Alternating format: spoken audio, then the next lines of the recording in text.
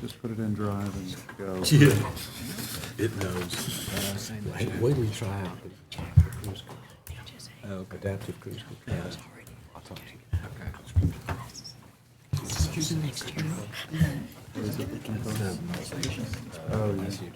All right, good evening, everyone. If you have stumbled into City Hall, you have found the Athens-Clarke County Commission's regularly scheduled voting meeting here for Tuesday, September 3rd, 2019. We are also available for viewing live on Charter Cable Channel 180 or at accgov.com or YouTube, and you can watch a rerun of this meeting if you had a good time the first time. We're going to go ahead and begin with the roll call, so I'm going to ask Clerk Spratlin to call the roll. Davenport. Present. Parker. Here. Link. Here. Wright. Present. Denson. Here. Naismith. Present. Edwards. Here. Harrod. Present. Thornton. Here. Hamby. All right, thank you, Clerk. The first order of business is to approve minutes of meetings of Tuesday, August 6th and Tuesday, August 20th, 2019. Do I hear a motion? Move for approval, both minutes. Got a motion from Commissioner Naismith, Second. a second from Commissioner Link. All in favor of approval of minutes, please say aye. Aye. All right, all opposed? All right, minutes are approved. Madam Clerk, do we have any written communications? For entry to the record, we have a report of terms of Athens in Motion Commission members. Thank you, Clerk. I appreciate it. I do need to make one small amendment to the agenda, for which I'll need a motion, a second, and a vote, and that's simply to add personnel to the executive session topics that we'll address at the end of the meeting. So moved. Second. All right, I've got a motion from Commissioner Naismith, a second from Commissioner Harrod. All in favor? Aye.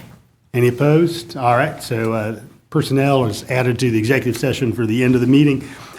With a short presentation, I'm going to come down next to the clerk to provide. I'd like to call forward Cora Wright, if she would come up. While she's coming up, I'll tell you, for any elected official, school board member, county commissioner, mayor, state senator, state representative, U.S. representative, we don't have a dog catcher who's elected here, but if they were, come on up, Ms. Cora, they would have seen Cora Wright in her many years of service over at the Board of Elections. We are fortunate to have had her assistance as we filled out, or failed to fill out, and then later filled out that paperwork that's due based on Secretary of State requirements. And I'd like everybody to gather around, because Cora, based on your assistance to this august body, we have a small gift we'd like to pass along to you, and we'd like to take a photograph with you. So if everybody would come on up.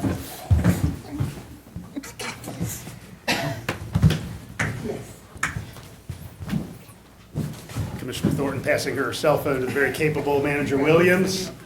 This is other duties as assigned. Somebody better use a camera better than mine, because I don't want to miss this. Who else has a better camera? Camera's just fine. Okay. Yeah, so let me take my.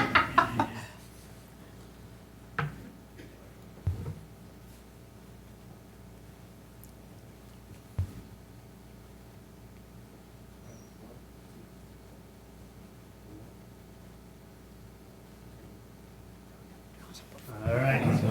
Cora, we appreciate all the love you gave us. Everybody, a round of applause for Cora Wright.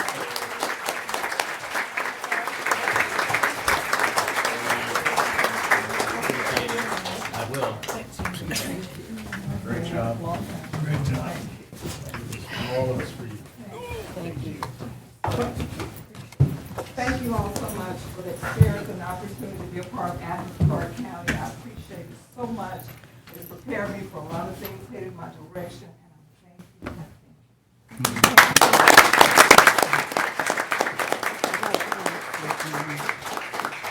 you. Right. Thank you, Cora. Cora is moving on to academic life, working on her degree in divinity, and can't wait to see what that's going to produce in terms of benefit for this community.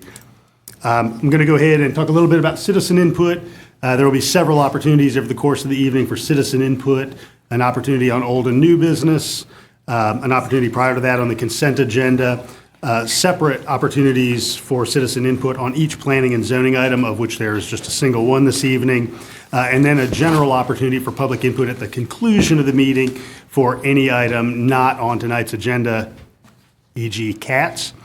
And at each opportunity for citizen input, there are cards that are on the podium or in the table at the hallway, and we would just ask that you write your name and address. We're trying to make sure that for the record, we get your name correctly and capture that accurately. So if you would just fill one of those out, you can hand those to the attorney just as you come up to the mic. For each opportunity for public input, save planning and zoning, which has slightly different rules, you have 3 minutes to provide comment. The light at Clerk Spratlin's desk is your guide. When it's green, go. When it's yellow, you have 30 seconds remaining, and it's red, your 3 minutes have concluded. So that'll be the case for all our public input this evening. To that end, the first opportunity for citizen input is on the consent agenda, which on the agenda that is out in the hallway or online are items number 1 through 7. So if there's any member of the audience who would like to provide input on the consent agenda, now is that time. Items number 1 through 7.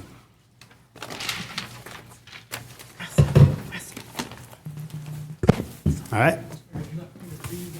If you could read any of those ordinances, that'd be great. I appreciate it, Attorney. The first item is an ordinance to amend the Code of Athens-Clarke County, Georgia with respect to glass bottle reduction program and for other purposes.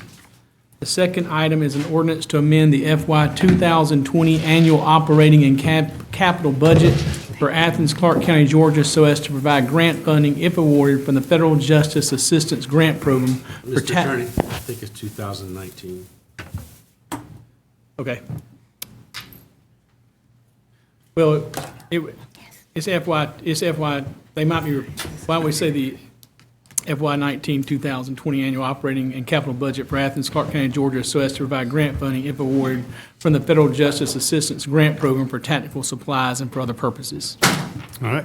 Would any commissioner like to remove one of the consent items for discussion? All right. Hearing none, I'd entertain a motion for approval of the consent agenda. So moved. Second. All right, I have a motion from Commissioner Neesmith, a second from Commissioner Parker for approval of the consent agenda items. All in favor? Aye. Any opposed? All right, hearing none, consent agenda is approved.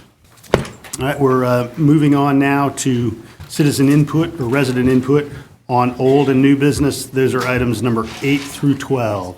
So any member who is with us tonight who would like to comment on any items 8 through 12, now is that time. Again, just your name and address, make sure you note it on the card and hand that to the attorney. I do not have a card. I need to go get one. I'm Joseph Carter. I live at 175 Oglethorpe Avenue, and I would like to speak to items 8 and 9. For number 8, I want to speak in support of Commissioner Parker's CDO to add cooperative development to the FY 21 through 25 Consolidated plan item on goal number 2. And I'll say this in addition to the letter that I provided in support along with Claire Bolton from the Vision Committee.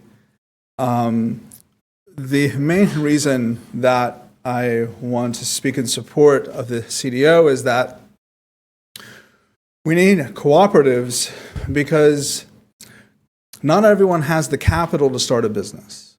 Not everyone has the capital to maintain a business.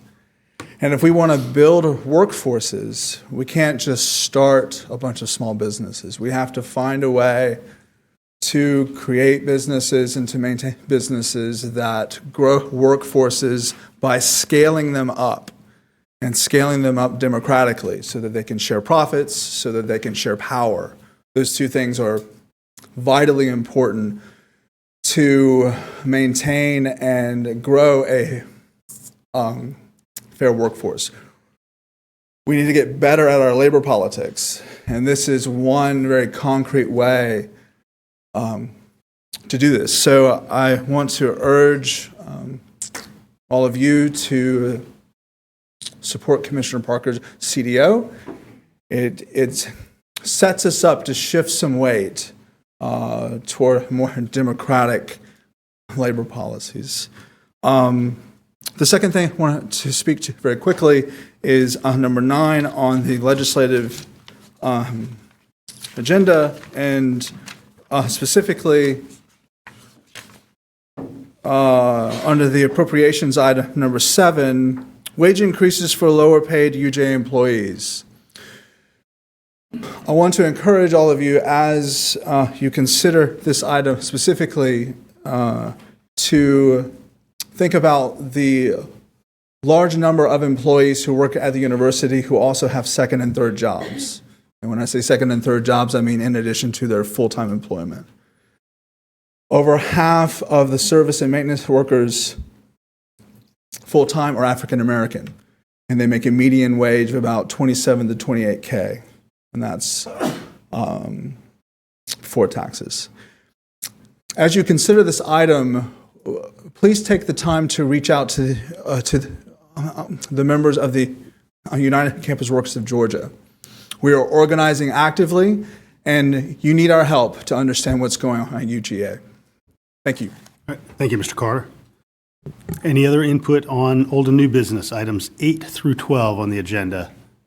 Again, that's items 8 through 12. The attorney.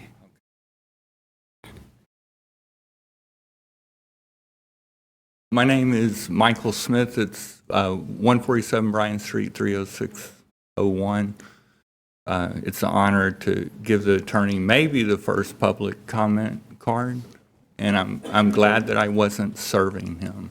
So that's anyway. I'm calling on. I'm commenting on item number 10, the sheriff's audit.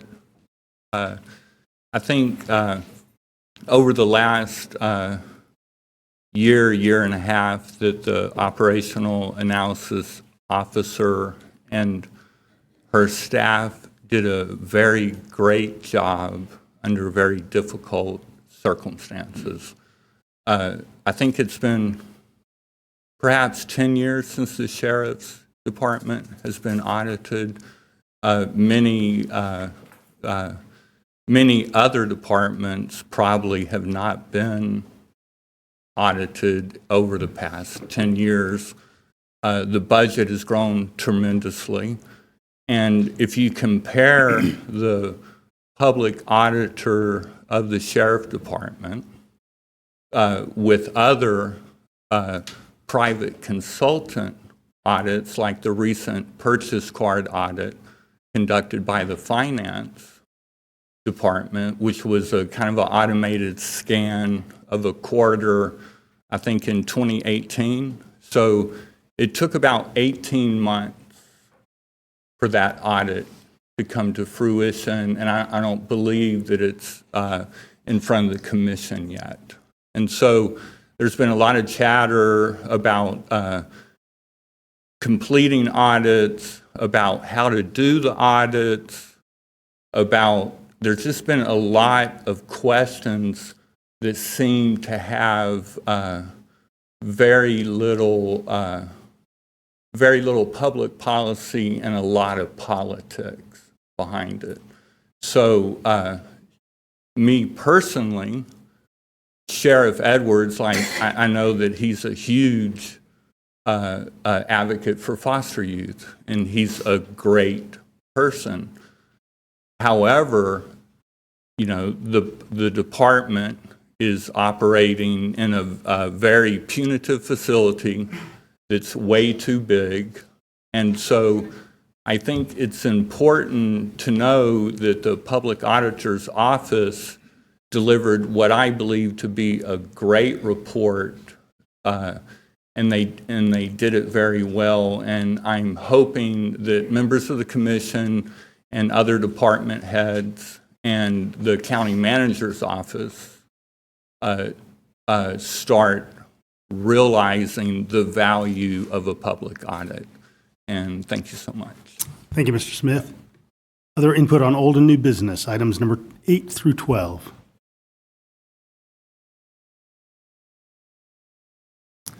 in teacher talk, they call this wait time. And so I think everybody who's interested in speaking on 8 through 12 has come on up. So we're going to move on to discussion of item number 8. I understand there's a commission-defined option that Commissioner Parker has presented. Commissioner Parker, do you want to discuss that item? Yes, absolutely. So I want to, first of all, thank you all for your patience in me getting this item out to you all, though small.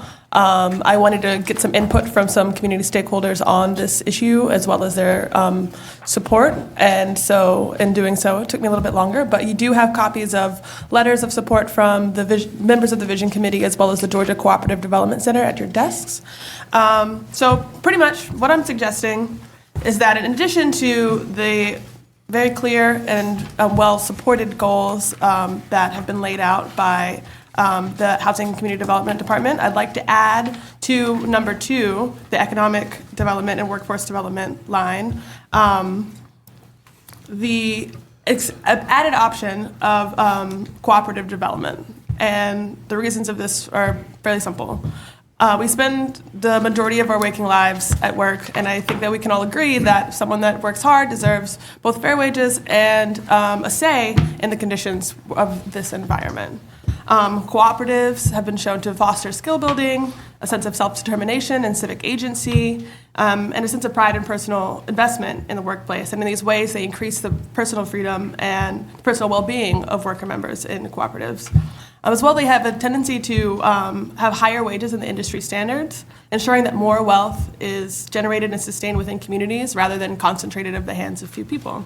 And in these ways, it helps strengthen the social and socioeconomic fabric of troubled areas like those targeted in HCD's plans.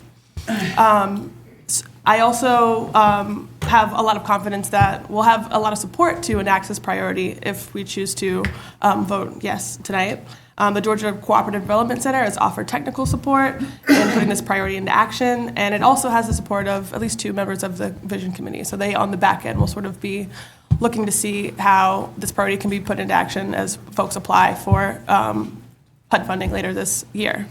So with that being said, I'd like to move that we approve the HCD consolidated goals for FY 21 through 25 with the amendment of cooperative development in line 2, economic and workforce development. I'll second that. I would like to add one further thing.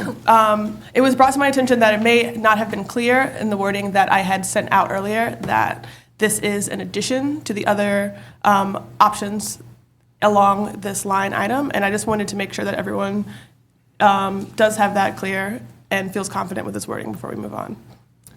Any other input on item number 8 from commissioners? Commissioner Wright?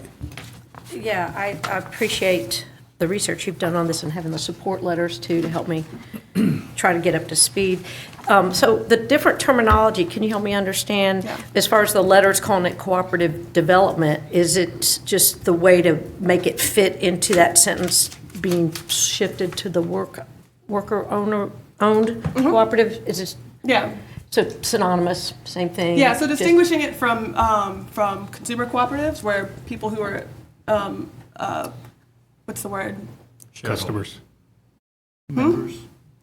People who come and shop at, let's say, a store. Like or- REI? Like REI or like the Daily Co-op. So differentiating it from that Okay. particular model. Okay. Yeah.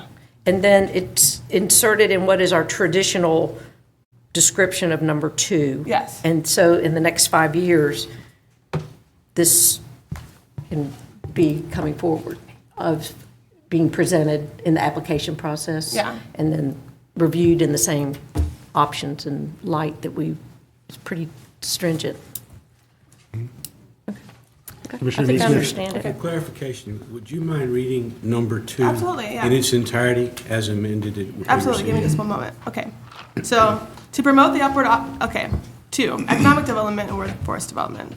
To promote the upward economic mobility of low and moderate income Athens-Clarke County residents through small business, worker-owned cooperative, entrepreneurship, and workforce development support. Very good. Okay. Any other commissioner input on this item?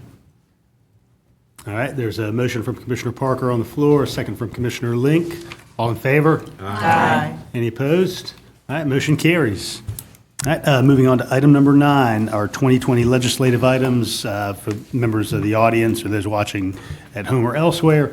These are the requests that we make of our local delegation to the General Assembly, whose session begins in September and who we will be meeting from a week from tonight in City Hall. Any commission input on this item? I do have. Commissioner Edwards? Thank you, Mr. Mayor.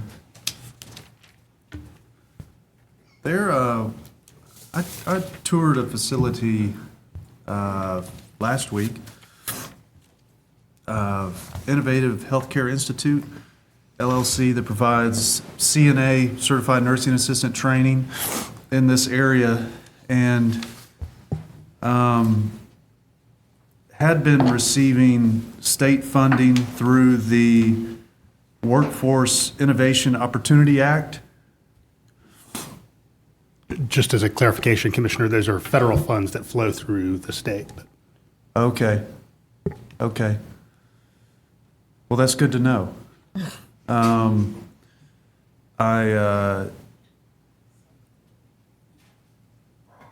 that case,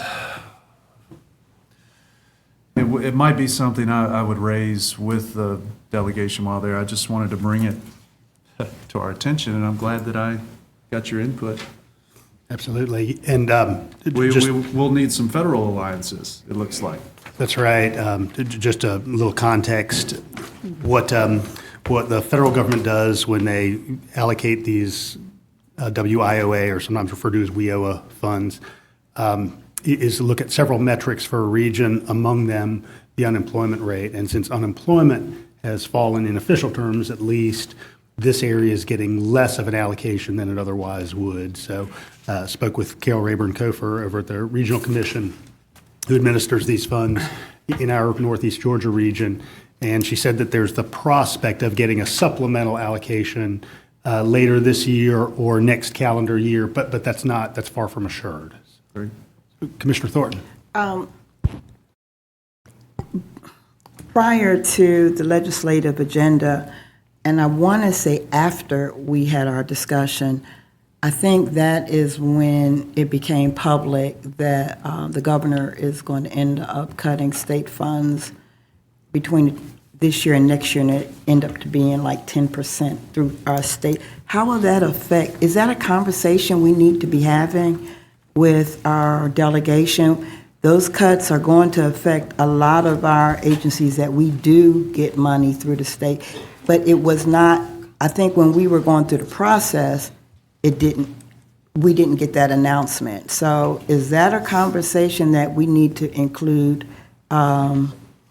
next week? Because it's not part of our. My general understanding is that the governor has requested that state agencies provide an across-the-board cut in their request as they prepare for the next fiscal year.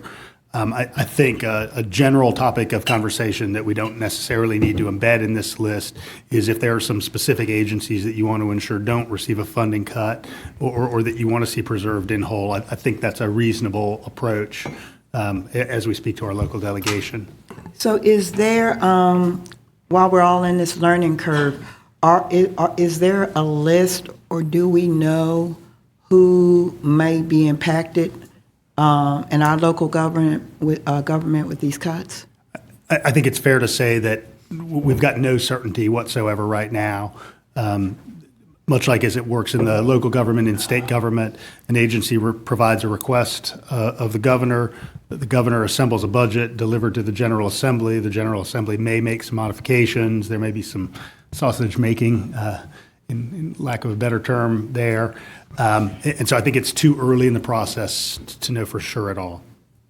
Okay, and the agency that I'm really concerned about is our Department of Family and Children Services offices. Yeah, and I think we could informally make a note of concern about that when we meet with the delegation next week.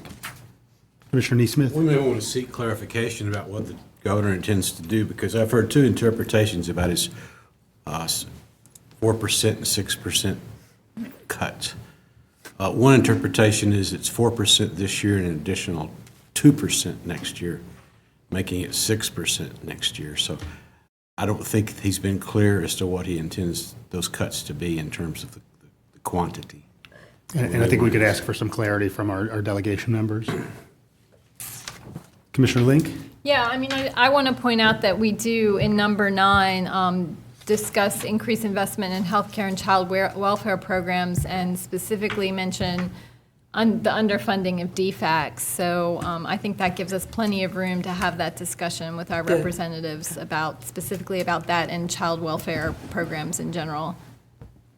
And Commissioner Link, you jogged my memory. It was, I think, just 2 fiscal years ago that we increased the local supplement for DFACS employees. So we've got local dollars in this conversation in a significant way. Commissioner Denson. I was also just going to point out, I believe, and the manager can correct me if I'm wrong, that during that same exact work session, we're actually going to be getting a review on the current situation of DFACs. Is that part of the same work session? So maybe our delegation could stick around a little bit in the meeting and catch some of that. And of course, I think it's always great that we could, officially invite the governor, since he lives nearby, that maybe if he's sitting around next Tuesday night, he could easily stop by also. Love to have him. Commissioner Thornton's constituent.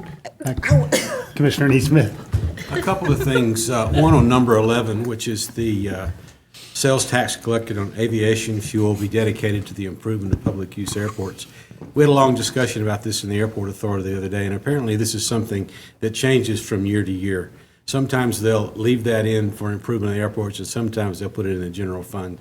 So just to let you know, what we're asking them to do is make it stick to be improvements for general aviation across the state. Another thing, and I said this before, but just so everybody understands, at number 12, something discussed quite extensively in the Association of County Commissioners of Georgia a couple of weeks ago is the enhanced EMS oversight, which was pending in the Senate, which requires that zone meetings be public. And it was made clear to me by the attorney there that does not apply, just so you know, I'm not being defensive, I'm just letting you know that does not apply to a private hospital who's operating a private ambulance. So this will not make our oversight committee transparent. Thank you, Commissioner. Any other input on this item? Commissioner Davenport. Yes, I still support item number 12 because it may not support the private, but it does get us to the first step and making sure that as a state of Georgia, that our private EMS and our public EMS service, our ambulance services are made that situation when it comes to response times and how our ambulance services are served to the general public are made to the public, so that are made aware of what's going on. So, and it was a great bill that barely made it to the governor's house last year, and I still support it. And I pray that everyone else supports that as well. I support it too, and hope that we can move it further along in the months ahead. Commissioner Wright. I just want to make sure we do a roll call vote, because I'm not 100% unanimous with this list as being things that I support or can actually sit down and talk to my state delegation about. So just asking for a roll call for the vote. I'll say, Commissioner, one of the things that our local delegation has asked of us is if there's anything that they're going to carry, they want particularly local legislation to be unanimous consent. So if there's any item that you would like to see struck that might be subject to individual appeals from commissioners, now's a good time to make that clear. Okay, you guys talk among yourself. Let me look at my list and see. Commissioner Link? Yeah, I'm just curious, is the procedure for moving this forward, will our local delegation get a copy of this well in advance so they will be fully familiar with it? This is a long list. It's So longer upon than- approval tonight, we'll send that to them immediately. Mm-hmm. What I would certainly recommend next week when we have our live in-person conversation is probably some smaller set of items that we have direct discussion. Certainly they can read these and they can see those, but I would say no more than probably 10 of them that we might want to make some individual kind of note of, just for the sake of clarity and focus when we're in that conversation. Otherwise, we could probably spend all evening in this room. Commissioner Denson. Go ahead.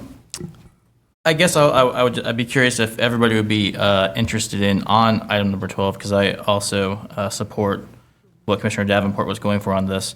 then maybe we could expand it a little bit further even to say like we're supporting support for realizing efforts to enhance EMS oversight, HB 264, which is pending in the Senate, and any other potential ways to increase transparency for our EMS providers. Because I hear what Commissioner Neesmith is saying. He has concern that that bill in particular might not do what we're thinking it does, so maybe we just open that up a little bit. I would support that. So 12 would read, support for revising efforts for enhanced EMS oversight, parenthetically HB 264, which was pending in the Senate, and any other efforts aimed at transparency in EMS services. Exactly. Commissioner Wright, I think I'm back ready. at you. I'm ready. Yeah, I can vote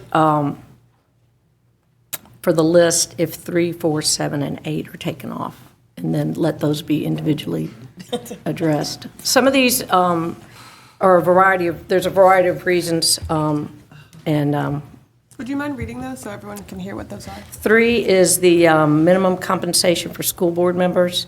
Number 4 is reverse the ban on undocumented residents receiving driver's license. 7, wage increases for lower paid UGA employees, and 8 is reestablish the income cap on the Hope Scholarship. And some of these are due to the limited research on what could be unintended consequences on these. Some of them, I think that they're not in our lane, so to speak, that maybe is out of our preview, and that people can individually address that. But I, as don't have enough research to be able to sit down with the legislator and tell them my support for that. All right.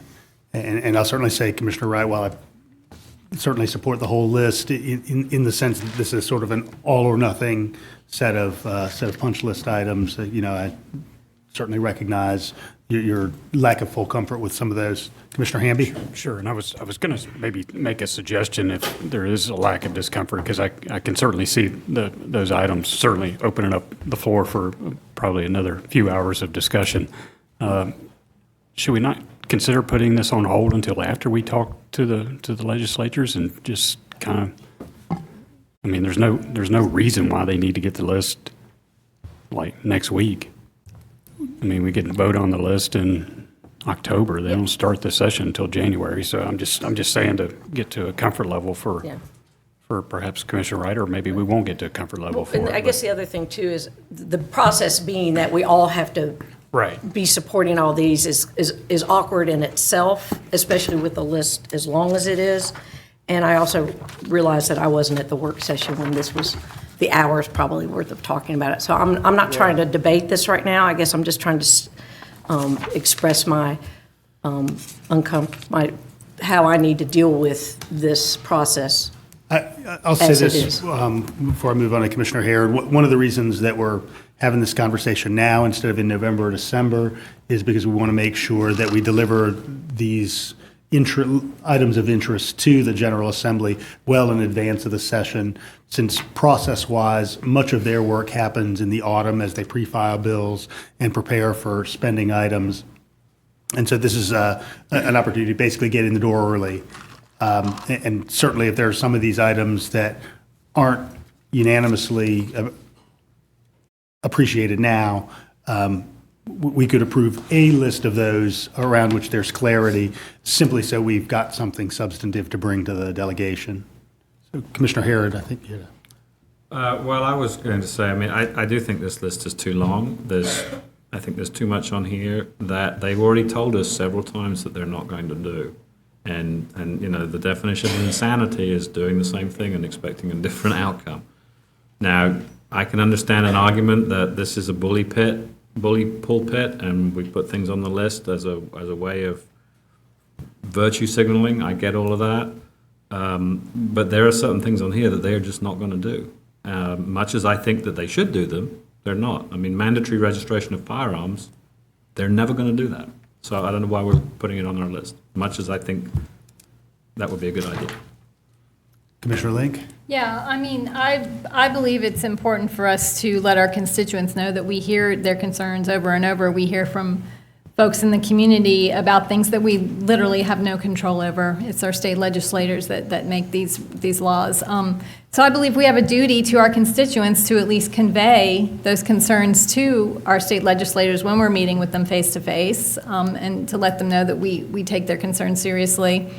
And as far as full research on some of these items, that's kind of up to the legislature to undertake. That they have the committees, they have the staff.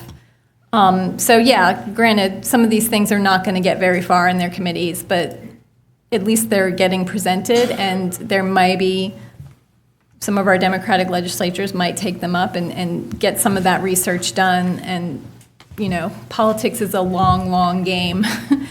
And so maybe we can make some tiny steps towards some progress as things move forward into the future.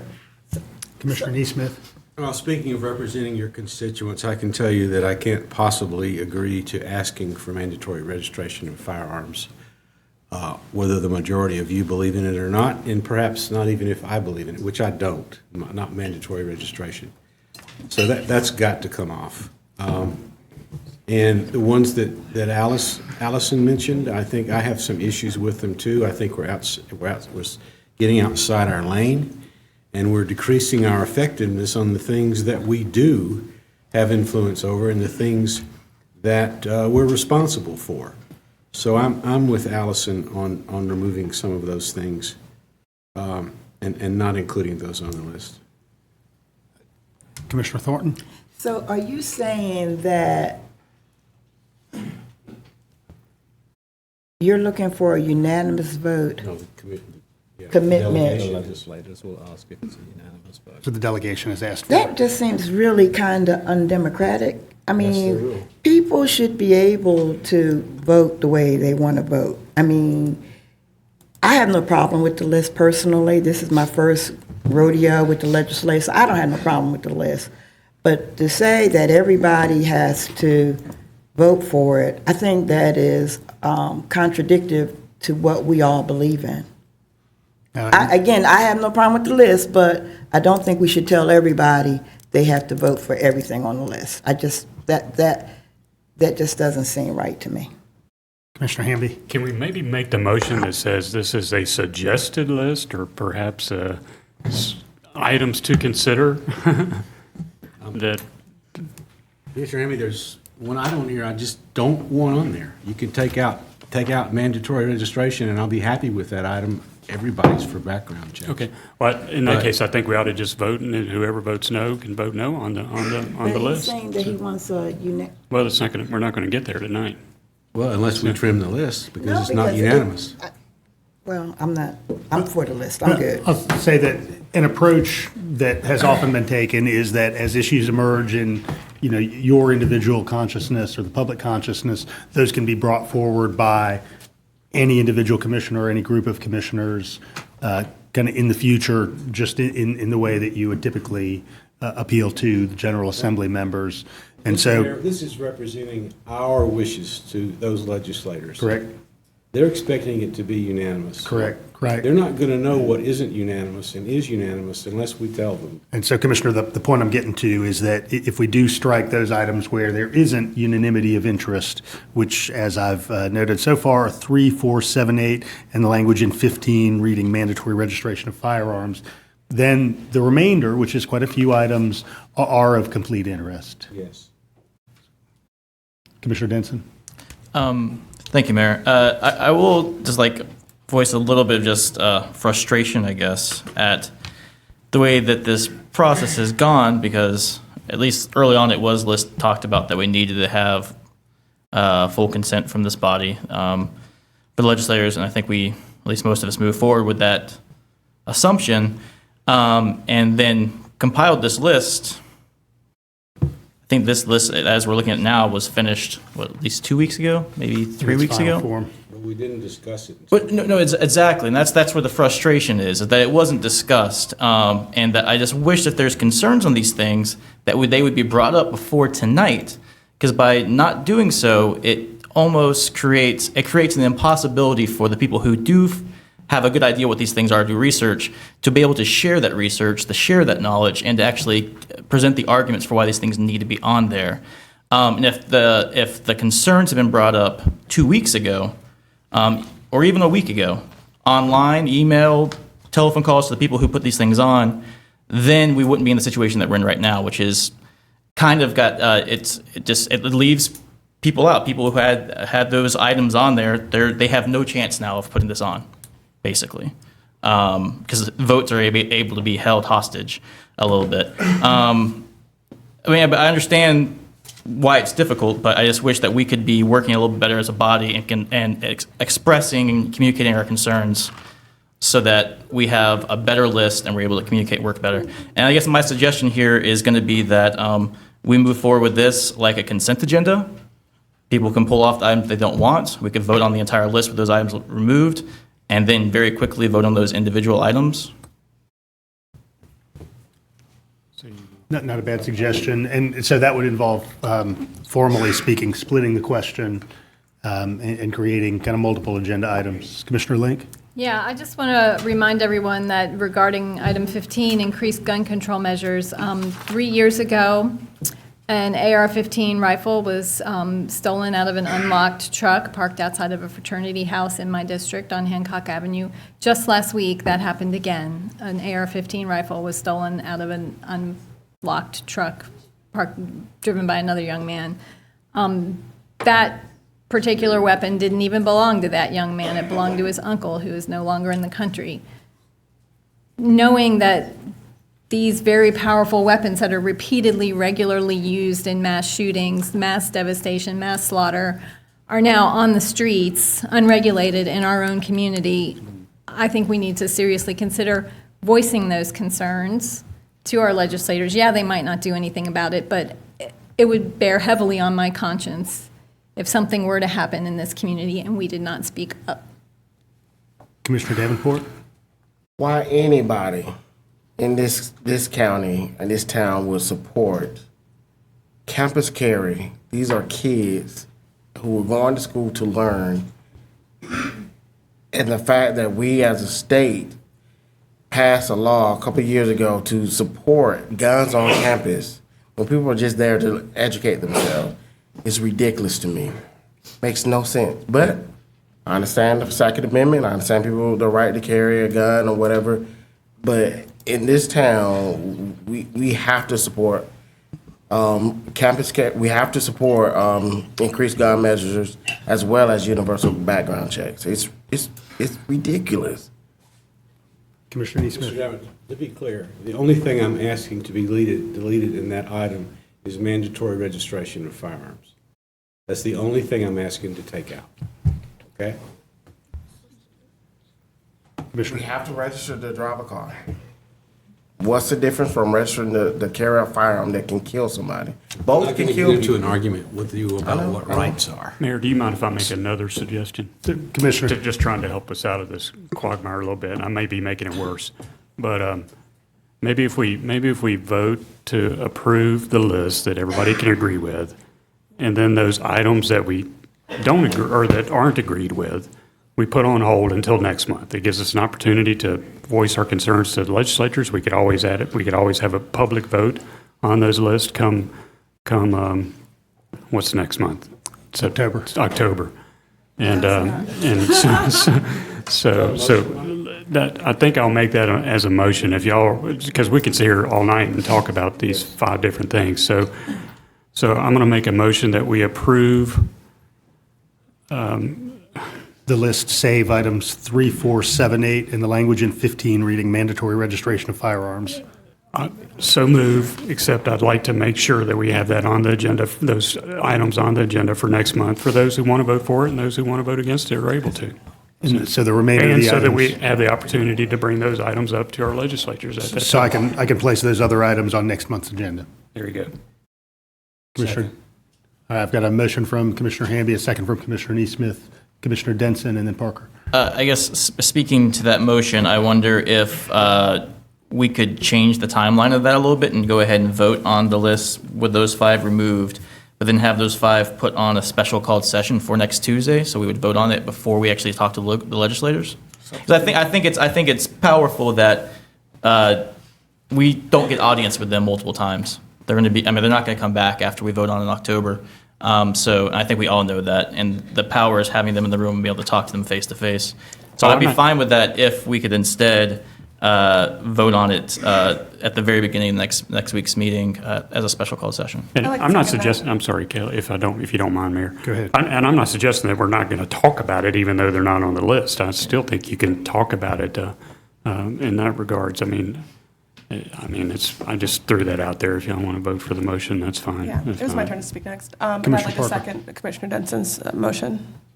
That was not a motion. I'll make a motion that we do what Commissioner Hamby brought up, which is that we'll vote for the list, withholding 3, 4, 7, 8, and 15, and then 3, 4, 7, 8, and 15 be put on a separate agenda item for next Tuesday as a special called session.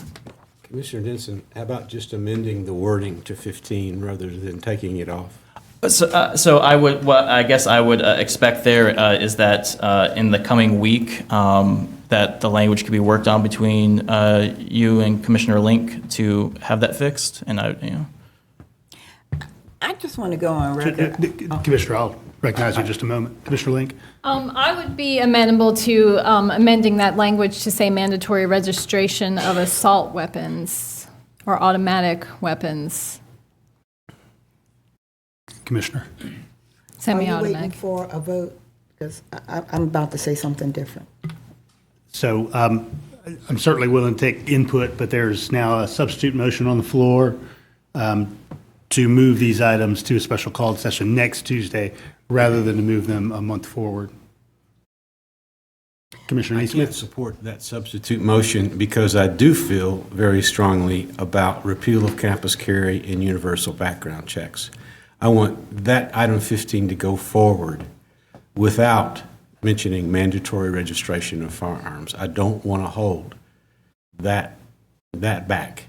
Those two very important things that we all agree on. I don't want to hold it back. Commissioner Denson, as crafter of the substitute motion, would you accept that modified version of 15 as part of your substitute motion? I will. Well, does Commissioner Neesmith accept Commissioner Link's substitute language that she just stated? No. For limiting it to assault weapons? No. You don't? No. Yeah, I won't accept that substitute then, again, in the hopes that in the coming week, the language of number 15 could be worked out and still number 15 would pass and move on to our list. So just to make, Commissioner Wright. Since I started this whole thing, why don't we vote on what Commissioner Hamby brought up? And then after that, we vote on 3, 4, 5, 7, and 8 now. And then when we talk to them on Tuesday, all the topics, just like any time we talk to our legislators, you can talk to them about. And one list is unanimous and the other list isn't unanimous. If, as a way of, I'm not sure why we, and where we would be having this special session voting, and I don't think we should be talking to the legislatures after debating like this. Commissioner, that would have been an option, but that's different than the motion that's on the floor. Okay. Okay. If she wants to go in that direction also, I guess I will go on record. I don't even think I want to vote for the list, period, now, because I just don't think we should be held hostage. And I didn't understand it had to be unanimous, our list. I thought it was a list, And I don't think that I don't feel comfortable voting for taking away other commissioners' rights to vote for what they really believe as a whole. I mean, if we could work this out, however, I'll go along with it. But right now, it just seems like we are not coming to consensus. So I don't even, right now, I don't support the list at all. I'll say as chair, moment of personal privilege, I'm currently picking out paint colors with my wife. And there are a number of decisions that we don't agree on, but there are a substantial number that we do agree on. And so I always like to find that sweet spot where there is some group consent. And so I'd encourage this body to focus on that group consent given that it does allow us to bring a powerful set of commonly desired goals to our assembly. Why do I get the feeling your wife always wins? There may be some truth to that, Commissioner. Commissioner Edwards. I support Commissioner Denson's substitute. I mean, it seems like a fair compromise to me. We're striking the objectionable items and we're taking them up before the legislative meeting. I support Commissioner Denson's substitute. I find that reasonable. Hopefully in the next week, we can work it out and then vote right before we meet. Commissioner Neesmith. I'll support it too, and we'll work on 15 together. Any other comment? Sometimes the things that you least expect to generate conversation do just that. All right, roll call.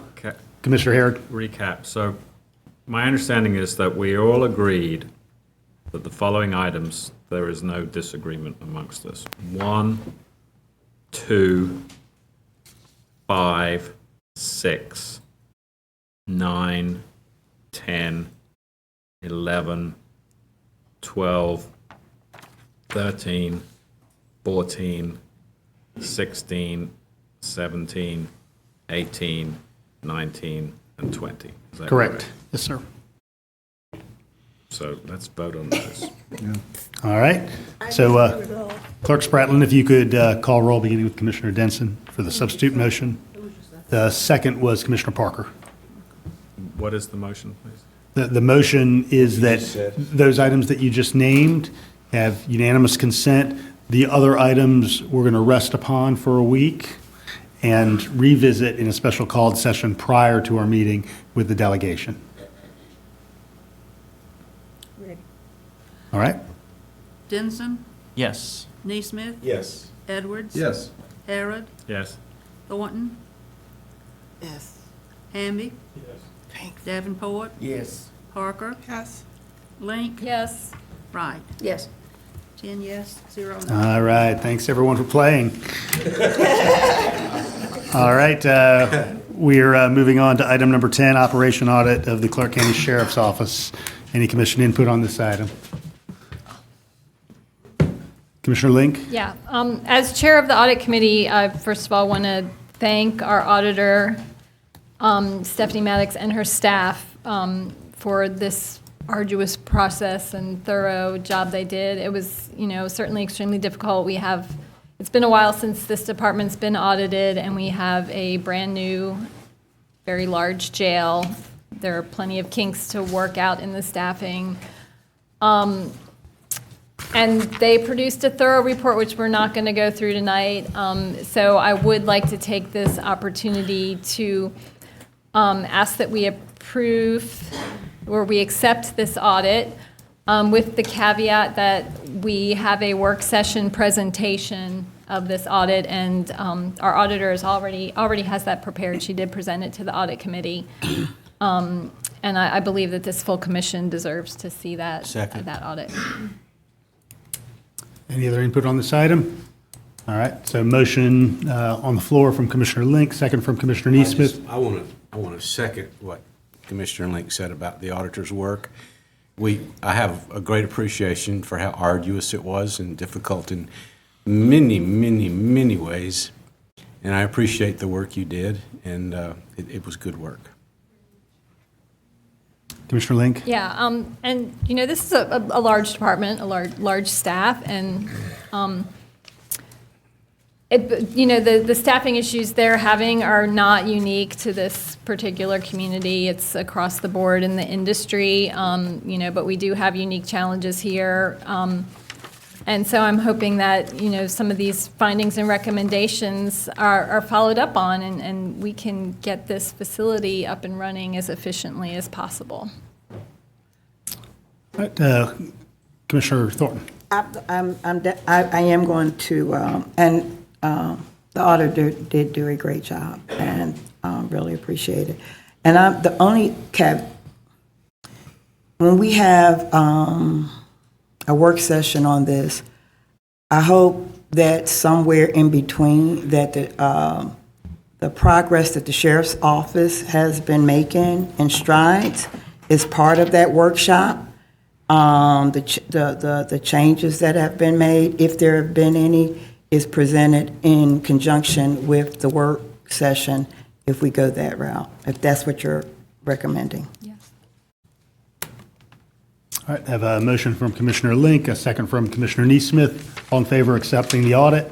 Aye. Any opposed? All right. Thank you. Operational Auditor Maddox, we appreciate your work. All right, need a motion for suspension of rules for item number 11. So moved. Second. Got a motion from Commissioner Neesmith, second from Commissioner Denson for suspension of rules. All in favor? Aye. Any opposed? All right, under suspension of rules, we have consideration of item number 11, moratorium on demolition of structures on Oakland Avenue. This is in Commissioner Edwards' district. Commissioner, could you go ahead and speak to this briefly? Sure. I updated my colleagues on this process. There was a demolition proposed on a home on Oakland Avenue. I put a hold on it. Have since reached out into the neighborhood and done some research, found 18 houses, 8 of which are owner-occupied. 7 owner-occupants are in favor of a moratorium to explore possibly creating a local historic district. According to the city directory, the homes on Oakland were all built by 1940, so 100% of the houses would be included in the period of significance of the Millage Circle National Historic District. 8 of the houses were in place by 1929 and predate many houses on Millage Circle. The Oakland Avenue houses were all built contemporaneously with the development of the original Millage Park subdivision. We have the original plat for that as well as for the Oakland Avenue homes. Oakland Avenue may be appropriate for local historic designation, particularly as it is one single street that sits between Millage Circle, Castalia, and Woodlawn local historic districts. In sum, I propose we act to impose a demolition moratorium on the 18 houses within the area in question. Imposition of this moratorium will allow planning staff to further explore this issue and bring back a recommendation to us. Thank you to staff and the Attorney's Office for preparing the resolution for me. And with that, I move that we adopt the resolution imposing a demolition moratorium on Oakland Avenue. I'll second. I've got a motion from Commissioner Edwards, a second from Commissioner Davenport. Any further discussion on this item? All in favor? Aye. Any opposed? All right, motion carries. It's a 12-month demolition moratorium. All right, item number 12 is our single planning and zoning item tonight. There is an opportunity. Did you need to read the ordinance on that last one? Thank you, Attorney Drake. And this is an ordinance to amend the Code of Athens-Clarke County, Georgia, with respect to amending a planned development for a parcel of land comprising approximately .362 acres located at 1331 South Millage Avenue in the CNPD Commercial Neighborhood Plan Development District and for other purposes. Thank you, Attorney Drake. Clerk Spratlin, has anyone signed up for the 10 minutes on this item? All right, so rules of input are the same for number 12 as is earlier. Anyone interested in making comment, you have 3 minutes at the podium. Just give us your name and address, and you'll see the light turn yellow when you have 30 seconds remaining and red when your time is up. Any input on item number 12?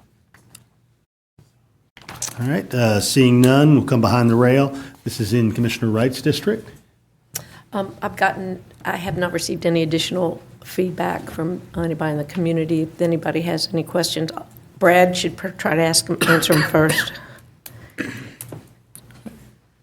Any other commission input? Commissioner Denson?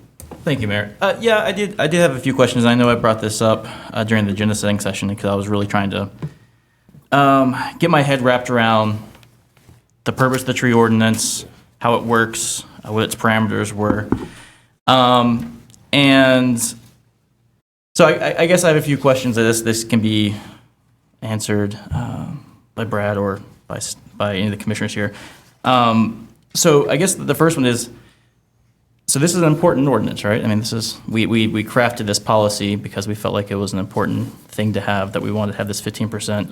And I understand that we made the waiver to lower it down to 3-something%, and now lowering it down to 0%. I have concerns that if we do this, it creates a bit of a dangerous precedent of developments being able to have trees removed by accident or on purpose afterwards and then asking for forgiveness later. So it is, I guess my question is, what makes this particular project or incident so unique that it deserves such an extreme waiver? I think that's a question more to the rest of the commission than it is really to you. What was what's the original tree coverage requirement? The current one before this? Conserve was 15% reduced to 3. It was down to 3 already, and so removal of these 2 bushes, trees, took it to 0. Yes. And as we discussed, there's lots of trees on this property, but they weren't counted because they were in danger of having a disturbance during the construction project. Is that correct? Yes. Okay.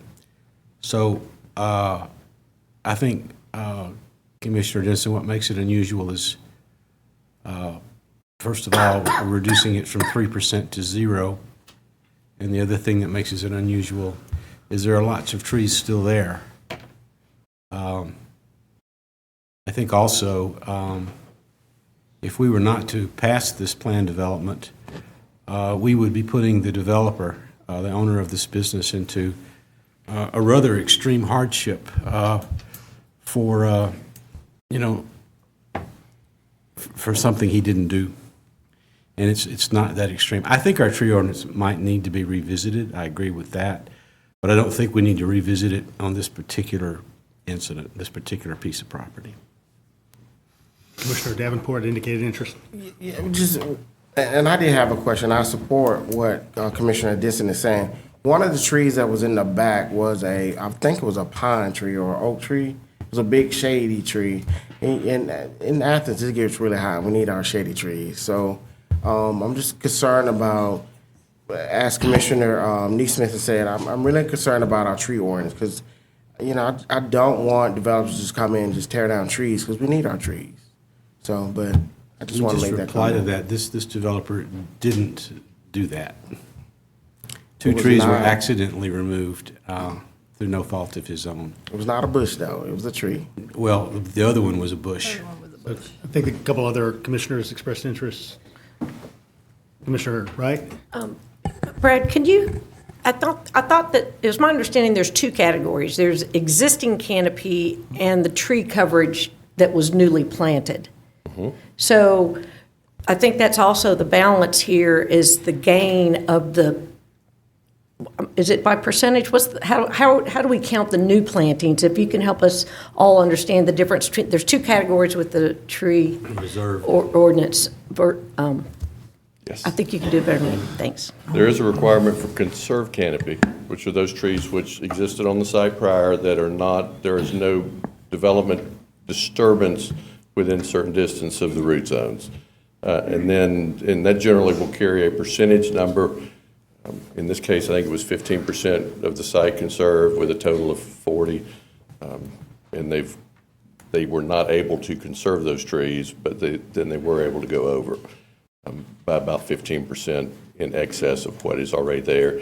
The percentage is calculated based on the type of tree, and then within the ordinance, each type of tree, based on whether it's small, medium, or large canopy, is assigned a square footage number. Okay. And then it's a compilation of all those numbers as a percentage of the total site.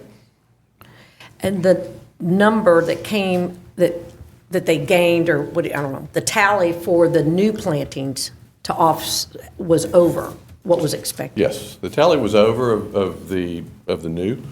The thing that makes this one a little bit unique in an area that you all don't normally see in regards to the tree ordinance is because this was a planned development that had an assigned canopy waiver attached to the ordinance that was adopted when it was approved, it removed our ability in-house to do anything about it.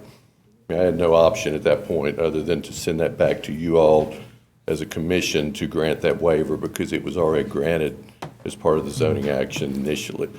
This was a by right development. There are many, many times where we grant administrative conserved canopy waivers based on the locations of trees on the property. If they're really unable to be kept and still have functional use of the property, in the way we normally do that, it is an administrative approval process that comes to me that I'll make that determination.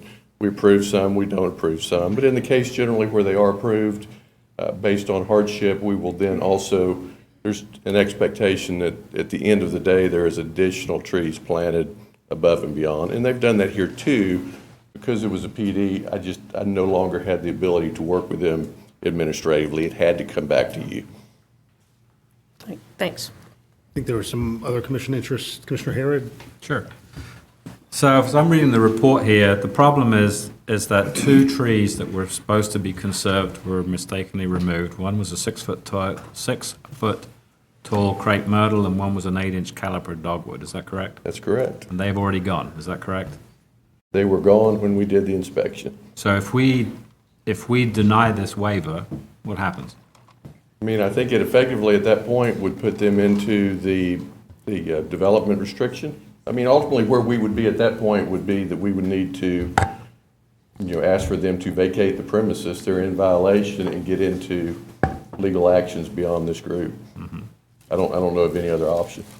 And so, but from my understanding, much as I dislike trees being chopped down, they have replaced these trees and then some. Is Yes, that sir. correct? So could we not, in the particular spot where these 2 trees came down, could we not require them to go back and buy a 6-foot tall crepe myrtle and an 8-inch caliber dogwood and plant them in the 2 places where the 2 trees were brought down? We could. I mean, they've replaced a tree in the area where the larger of the 2 went, and then some additional trees throughout the property to compensate for the loss. They planted more as in response to the 2 being lost. It was not, I think there were more certainly than the 2 that were removed planted as part of this proposal, in addition to what they had already agreed to plant initially. And you said 1 tree has already been planted in one of these 2 spots, is that what you said? I know there's a replacement tree to the rear where the dogwood came out. Not 100% Is it sure on of the a front. comparable size? It is ultimately a tree of a size, I believe that will grow larger. I think Commissioner Edwards? I have an inquiry of, Mr. Griffin maybe can answer that. What sanctions are available to the government in the case where a developer deviates from the approved site plan and cuts down trees? I mean, generally, if we're out from under a plan development, which is approved by legislative action of this body, the sanction is if we go out, we've got a developer that has removed trees without obtaining the appropriate permits, there is a 5-year development restriction that's imposed immediately on that property. Generally, when that happens, it is pre-development that will happen. In the case of it happening during construction, it would be a stop work order. We would be required from a staff standpoint to place them on a 5-year development restriction. And then the relief valve to that is for them to go through the process with the hearings board to request relief from that 5-year restriction. Great. Thanks for fleshing that out. Yes, sir. So our tree ordinance has some teeth. Yeah, it does. This one's just unique because of the nature of the PD. Because it was a and there PD. was 2 trees. 2 trees.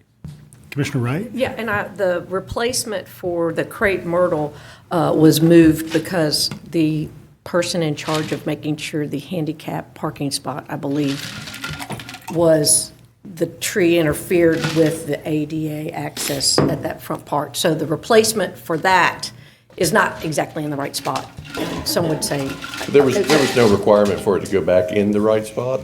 Yeah. It could certainly be put in a more appropriate location where it had a better opportunity to grow.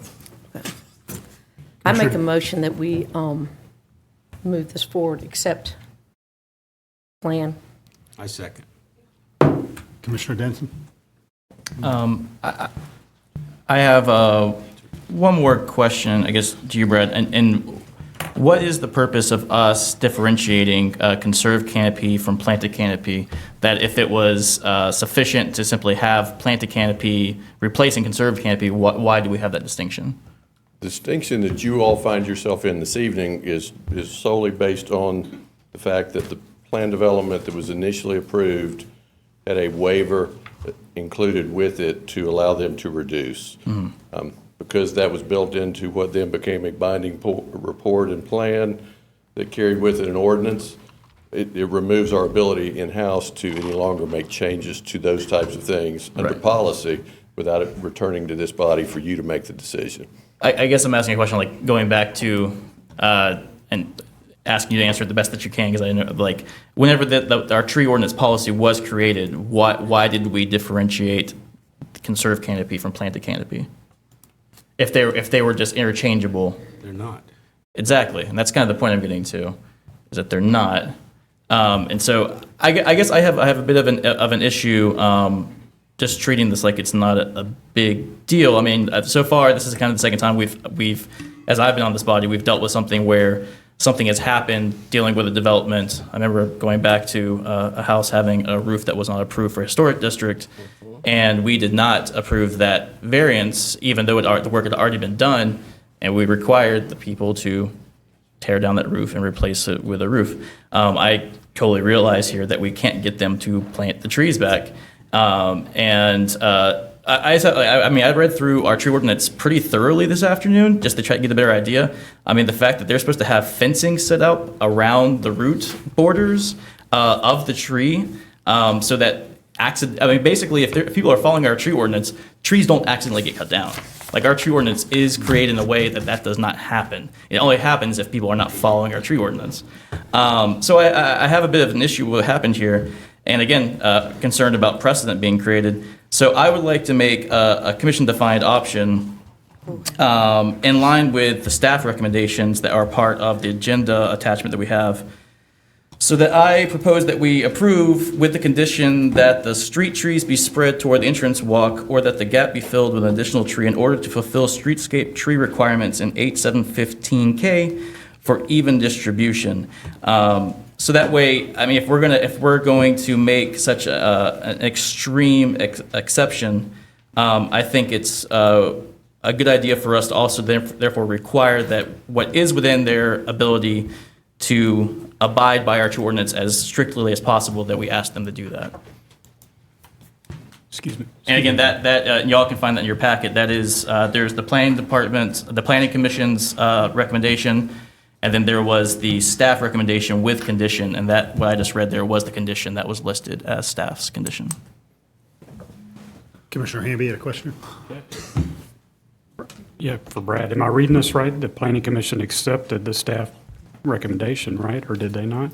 They accepted the recommendation, but did not require the additional tree to be either moved or planted. So there was a staff recommended condition that went to them. That condition does not come forward to you as part of the planning commission's recommendation. I'm sorry, staff made a recommendation the planning commission did not pass forward? They just did not, they chose not to include it as a Include that condition of condition? our recommendation to All right, approve. okay. Do you know why? Sorry. No. I think they, not to put words in their mouth, but from what they conveyed to us, they felt like there were an appropriate number of trees on site already, and to ask them to either move or plant an additional one in the gap, either which would work. They didn't feel like it was necessary, given the existing trees that are on the property already. All right, there's a original motion from Commissioner Wright, second from Commissioner Neesmith. Commissioner Denson has provided a substitute motion. No second.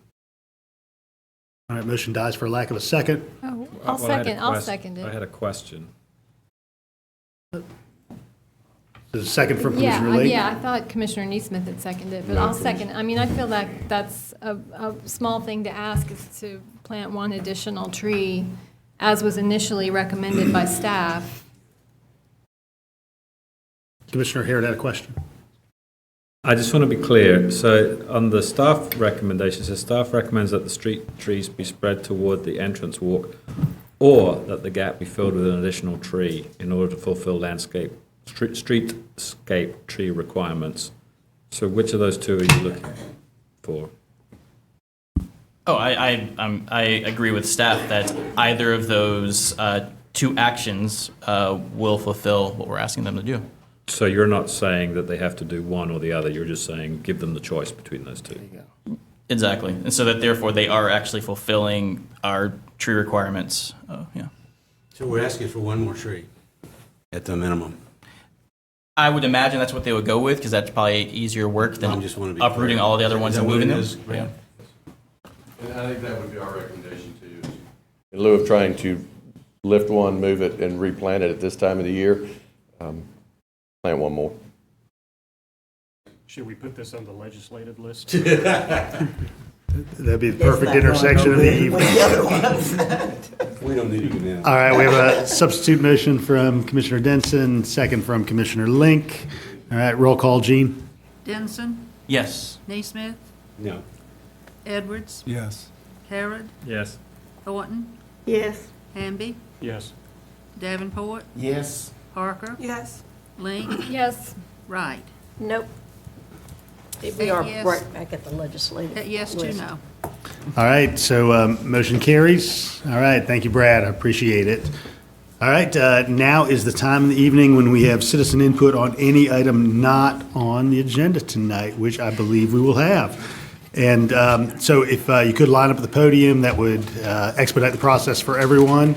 Again, there are cards available. If there's any question about pronunciation or spelling of your name, please line up quietly, because there will be speakers at the podium as you're lining up.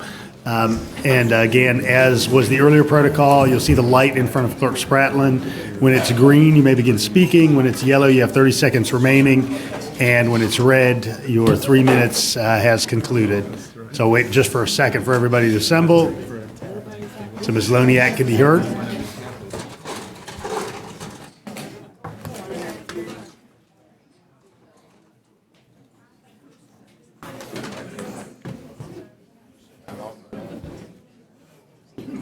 It didn't surprise me. Unfortunately.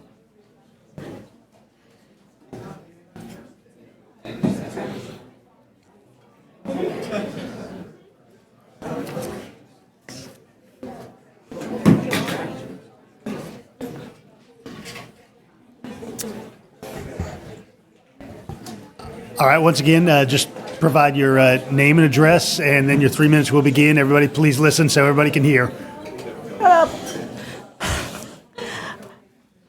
Hi, I'm Dr. Paula Loniak. I live in Oglethorpe County against my will. Good evening. Regarding the August 21st meeting about the housing problems in Athens, I'd planned to attend that meeting, but unexpectedly was hospitalized and couldn't be there. But I caught the last 40 minutes or so when it was broadcast over public radio a few days ago. Some of the discussion was directed at tiny houses. Not knowing what to call them, that was mentioned as a stumbling block towards deciding how to decide proper zoning. Good grief, they're small houses. If there has to be a description name for them, then mobile homes would be accurate for some of them. Others are on foundations, aren't intended to remain at a specific location. So they're tiny, but they're not mobile. So there's the rub. I can't think of an all-exclusive term for them. Do we actually need one? Traditional houses are just houses. They're not this size house, that size house, this size house. Anyway, increased housing density was also discussed with the example of 1 acre of property having 1 house on it as opposed to that 1 acre having 4 houses on it. Extrapolate, and the next thing you know, you can have 20 to 30 tiny houses on about 5 to 6 acres of land. That would increase population density. I've heard incentives to developers mentioned. Isn't that something that's been discussed for at least the past 2 years, like when Comp Plan 2018 was being determined?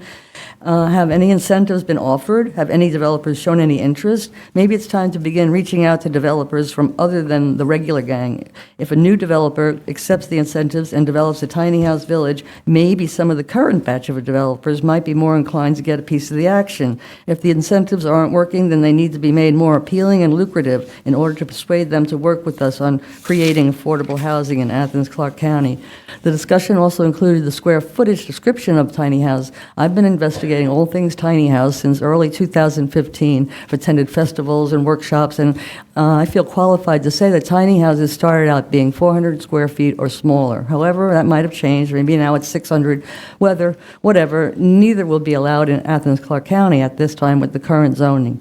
Mention of a not-so-tiny house at that meeting, such as 800 to 1,000 square feet, could defeat the purpose of allowing tiny houses to be legally occupied in Athens-Clarke County. If 800 square feet houses are the guideline for size limits in ACC, that does no good for people like myself who want to have a smaller carbon footprint, fewer things in our lives, less home maintenance, no mortgage, etc. We'd like to have, oh boy, I'm yellow already.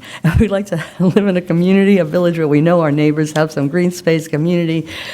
The Georgia Square Mall is expensive real estate that's going into a ghost town. That would be a good place to redevelop some kind of affordable housing, some shops, some green space, etc. All things that we are looking for in what we're looking forward to in Athens-Clarke County. Thank you. I'm out of time. I had a lot more, but thank you. Thank you, Ms. Loniak.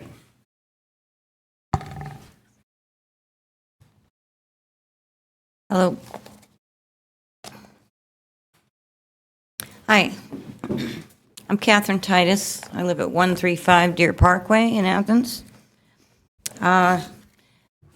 I'm sure everybody's familiar at this point with the recent mass euthanization of cats at the shelter, which we understand was probably not the best decision at the time, but they did what they thought they had to do.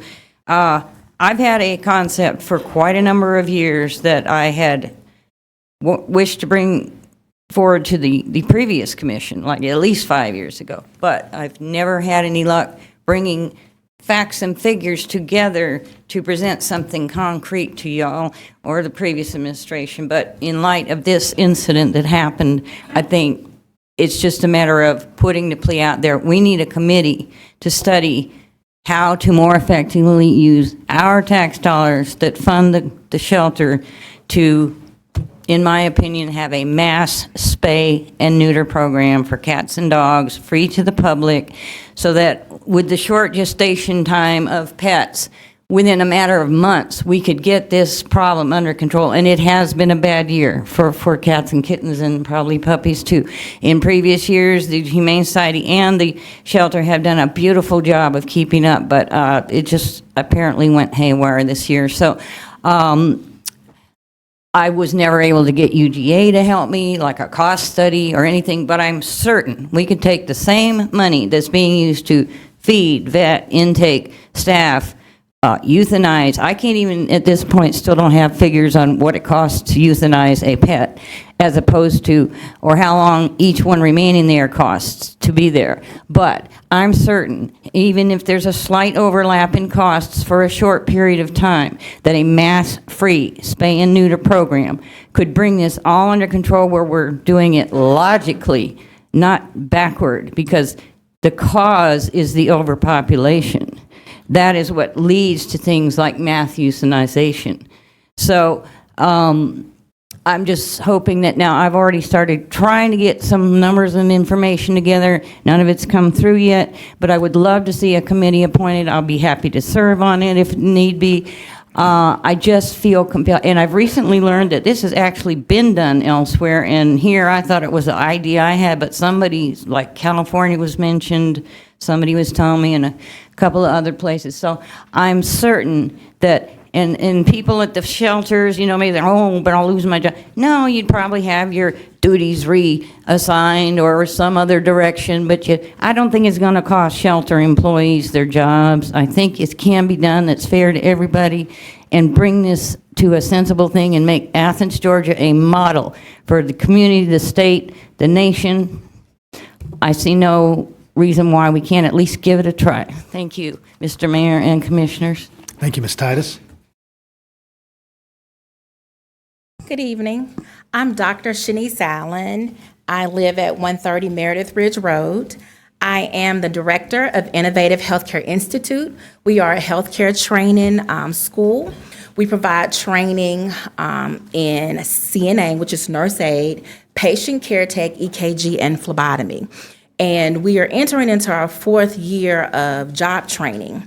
And our first year, we had 2 students, then went to 40 students, 80 students, and now we are well over 100 students. We were looking to have more than 200 students this year. But we are, Mr. Mayor, as you said, we do receive federal funds through WIOA. And I did send an appeal to each commissioner and the mayor. I'm looking for ways to partner to help fill in the gaps where we've will not be receiving any more federal funds through WIA because of the cut. When you look at our poverty rate, it's high.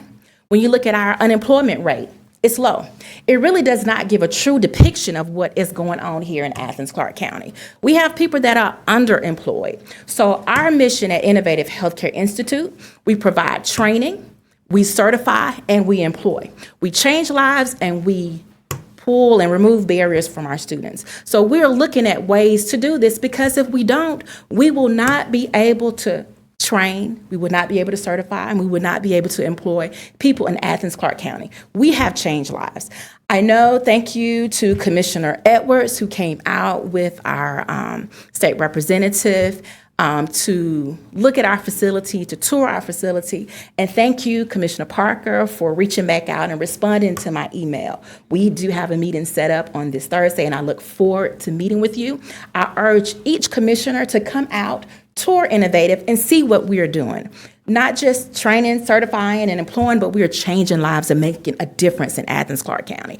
And I do appeal to each of you to see what we can do, how we can become a partner, and to continue to change lives as we try to train, certify, and employ more people in Athens so that we can really, when you talk about how to combat poverty, you have to do it through education, training, certifying, and really putting people to work, giving them meaningful jobs. What we do at Innovative, we are the catch basin. We are one of the only schools here that train and certify and employ people without high school diplomas or a GED.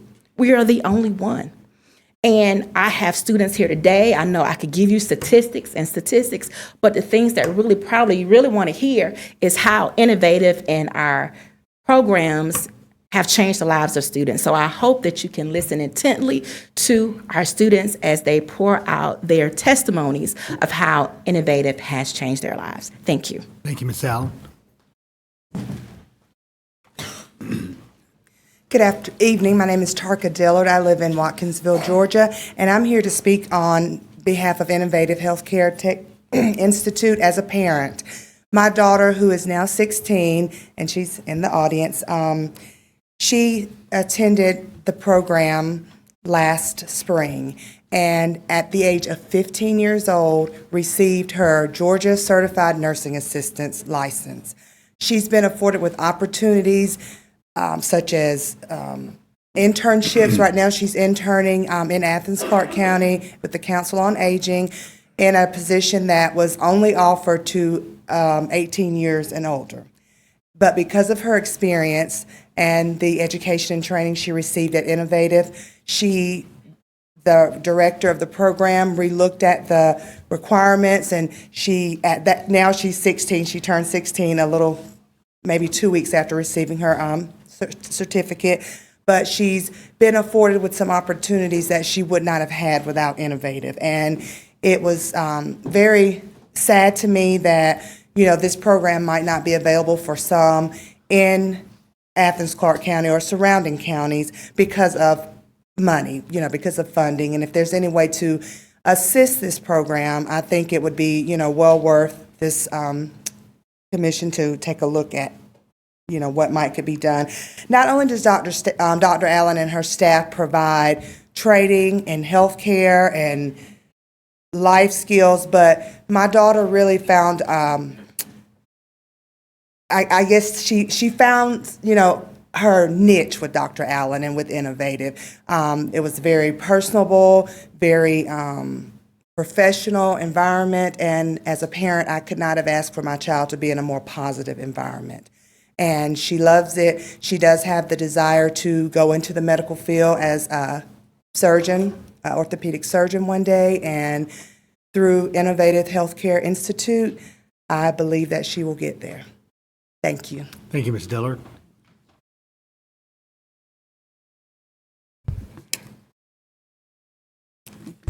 Good evening, Commissioners, Mayor. My name is Brooke Johnson. I reside at 261 Rhodes Drive, Athens, Georgia. I'd like to start off by saying I'm a native of Athens, Georgia, and I'm also a current resident of Athens, Georgia. And I want to start by saying also bless the people that have the courage and the tenacity to intentionally impact lives for the better. After returning back to Athens, Georgia for about 2 years ago, I began to seek a career change. And I was a little hesitant about incurring more student loan debt. So I decided to revisit my original plan and pursue a career in the medical field. And through word of mouth, I've heard of this grant, the WIOA program, which allowed individuals to go to school at no cost, and which I thought was an awesome opportunity for people to start careers that are much needed, especially here in Clarke County. I thought, what a great way to combat economic disparity. So again, I decided to revisit this, my original plan of the medical field. And I heard of the Innovative Healthcare Institute. And I was approved through for the program last July. And I started there. And I want to say that, you know, it's a great thing for a native of Athens to come back with a business model that she could have gone anywhere in the world and has touched so many lives. But while I was there at the Innovative Healthcare Institute, I was introduced to a new world, new concepts, hands-on teaching, small class size, which is good for adults that may have not been in school for a while. And while I began to observe, while I was there, the revolving door of interest and the many phone calls and people interested in becoming involved with the Innovative Healthcare Institute. And I was so amazed and impressed by the many lives that it touched. And there I earned several certifications. I earned a CNA, I earned a phlebotomy, and a patient care tech. All of these are certifications that one of us will probably need one of these days or have used in our lives.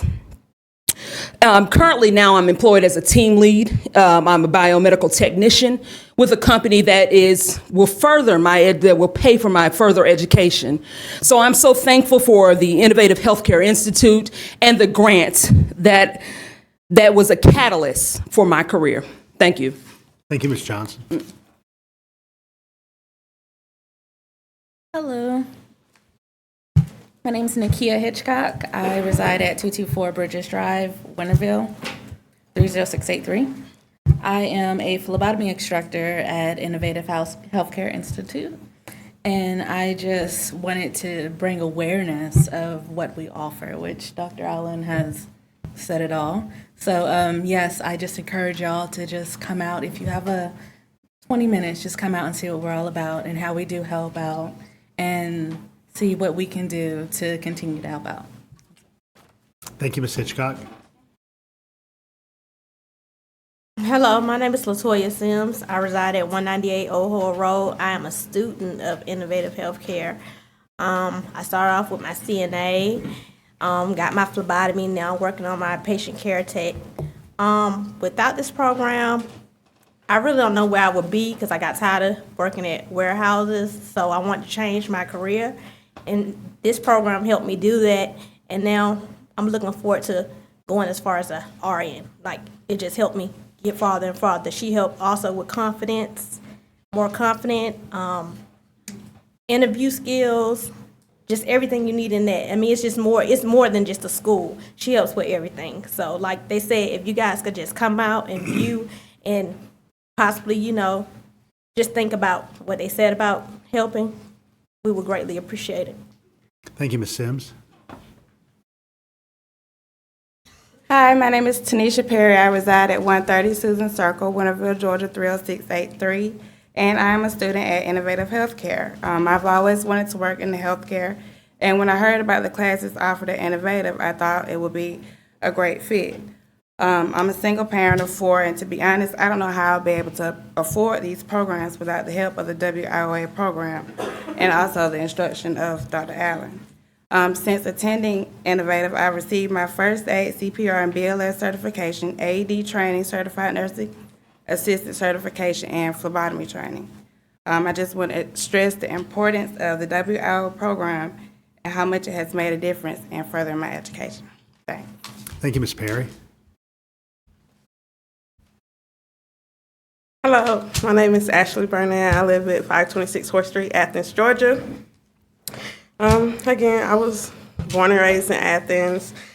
Right now, I'm a mom, I'm a student, and I work 2 jobs. But with the help of WIA and Innovative and Dr. Allen, I am now certified as a CNA, certified nursing assistant, and I am in her PCT program. And with this program and this funding, I believe that I will be able to further my education and not work so hard. With this funding, I plan to obtain both certifications as a phlebotomist, EKG, and a PCT, and go on to my nursing degree. I encourage everyone to come and look at the school, help with funding, because there's a lot of people like me who need this help, who need the certifications. And I just think that if we could just take the time and look at it and show that it helps get people not just jobs, but careers. That's it. Thank you. Thank you, Ms. Barnett. Hello, my name is Tristine West. I reside at 152 West Payson Drive in Athens, Georgia. I'm here today to speak highly of Innovative Healthcare. I'm a native of Detroit, Michigan. I came to Georgia in August of 2011 simply to seek something more. And upon me coming, I got my certification with WIOA, and later that's when I met Dr. Allen for Innovative Healthcare. She told us about the great programs that she had available. I am certified in phlebotomy now. We're taking EKG and patient care tech. And it's very rewarding. It's going to help my household thrive to where I will continue to have employment with 1 job, not 2. Don't want to work 2 jobs. 1 that will pay all of my household and help me to take care of my children.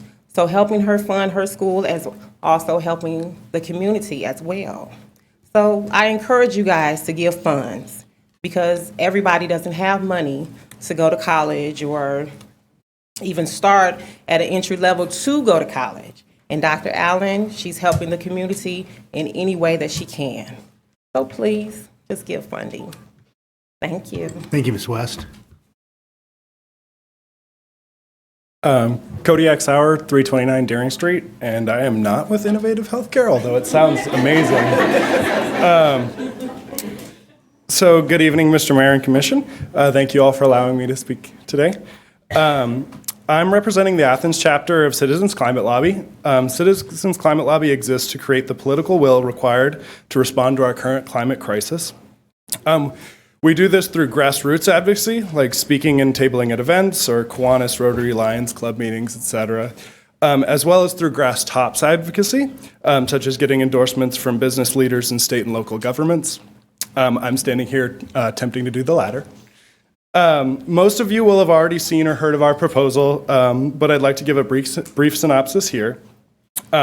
We have a bill in Congress right now with 60 co-sponsors, including Representative Hank Johnson from Georgia's 4th and 1 Republican, Francis Rooney, from Florida.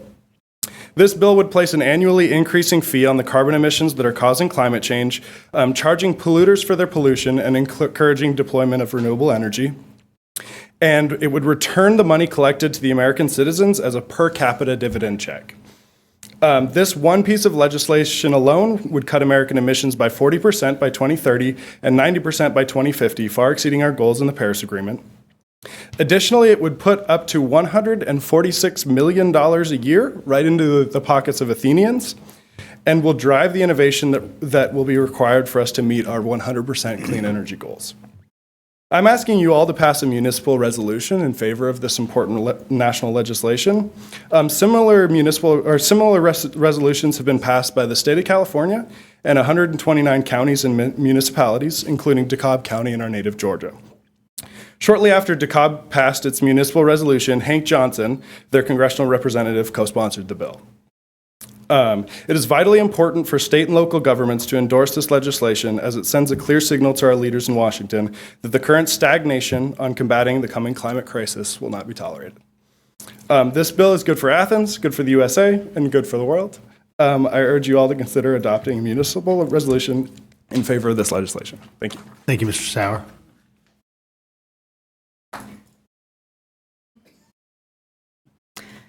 Hi, I'm Deborah Stanley. I live at 285 Buena Vista Avenue in Athens, and I volunteer with Athens Pets and Circle of Friends Animal Society. I'm here today because of the dire situation at the animal shelter. There are ongoing issues that, despite 16 months of trying to work with shelter and county management, still have not been resolved. The biggest issues are staffing and procedures. Last year, unfilled staff positions led to the unnecessary deaths of dozens of cats because staff were not able to properly clean or keep up with vaccinating the cats, leading to the spread of disease. A lack of appropriate hygiene procedures is also a serious ongoing problem. Volunteers met last year with shelter and county management and believed things will be better this year. But again, here we are with unfilled positions that mean the same insufficient cleaning and lack of vaccinations during the very busy kitten season. Cats are there for weeks or even months without being vaccinated when best practices say to vaccinate within an hour of arrival. The shelter is short 2 full-time and 2 part-time caretakers and has been for most of the summer, which is more than half the caretaker hours budgeted for. Volunteers met with management twice in June and asked for help, and again in July, and yet nothing has happened except that predictably more staff has left. This is a failure of leadership to act diligently in ensuring the shelter is staffed as needed. Also, ACC has much higher staff turnover at the shelter than the other local shelters, county shelters, despite the fact that we pay more, so there's something going on there too. Kittens and cats with an upper respiratory infection, sometimes caught at the shelter due to poor hygiene practices, sometimes don't get antibiotics due to a shortage of staff to identify illnesses or give medications. They can end up emaciated and dehydrated because they stop eating and drinking, which leads to a downward health spiral. Needed tests and evaluations are not done in a timely manner, so rescues cannot help by taking animals. In addition, there's been an erosion of trust due to poor practices and communication by the shelter. Volunteers are supposed to spend their time socializing and publicizing cats, but earlier this summer, I and other volunteers had to go in to help with cleaning, food, water, and litter boxes, while the shelter returns over $30,000 in unspent staffing funds to the county. There were cats there who had no water. It takes a cat a long time to drink a whole dish of water. When was it last checked? Kittens knocked over food, water, and litter so that it all became contaminated, and you had to do the same cage multiple times, all for lack of dishes that attach to the cage doors. This is very basic stuff. The county's recent press releases put out incorrect information and included a list of recommendations that were made to them previously, most of which have not been implemented. There are no actual concrete commitments, and we are not at all reassured. We are asking you for help. We are asking you for bold action, which is what this emergency demands. Thank you. Thank you, Ms. Stanley.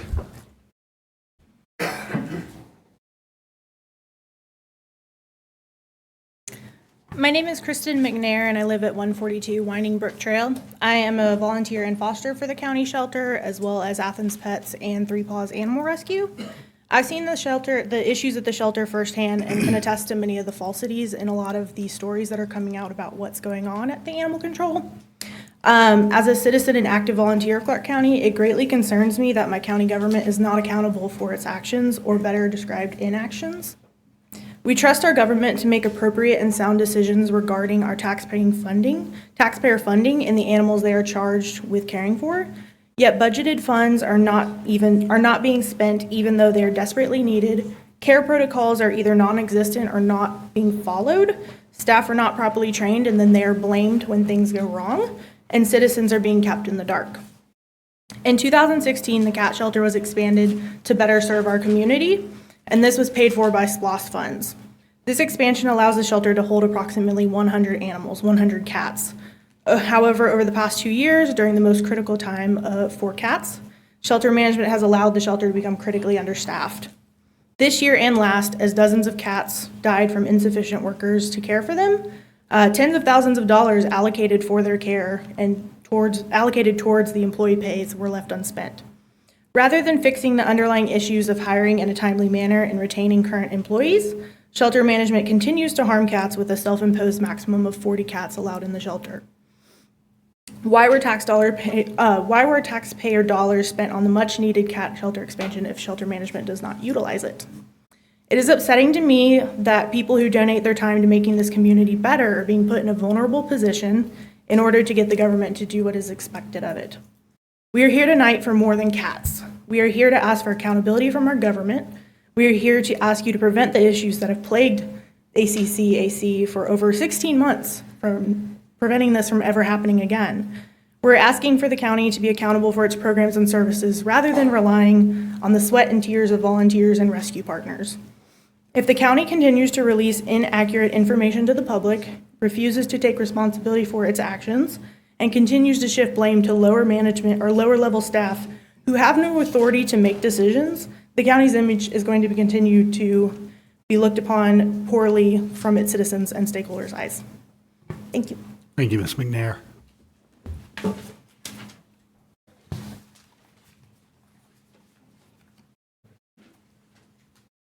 My name is Blake Tanner. I'm from 167 Featherwood Court.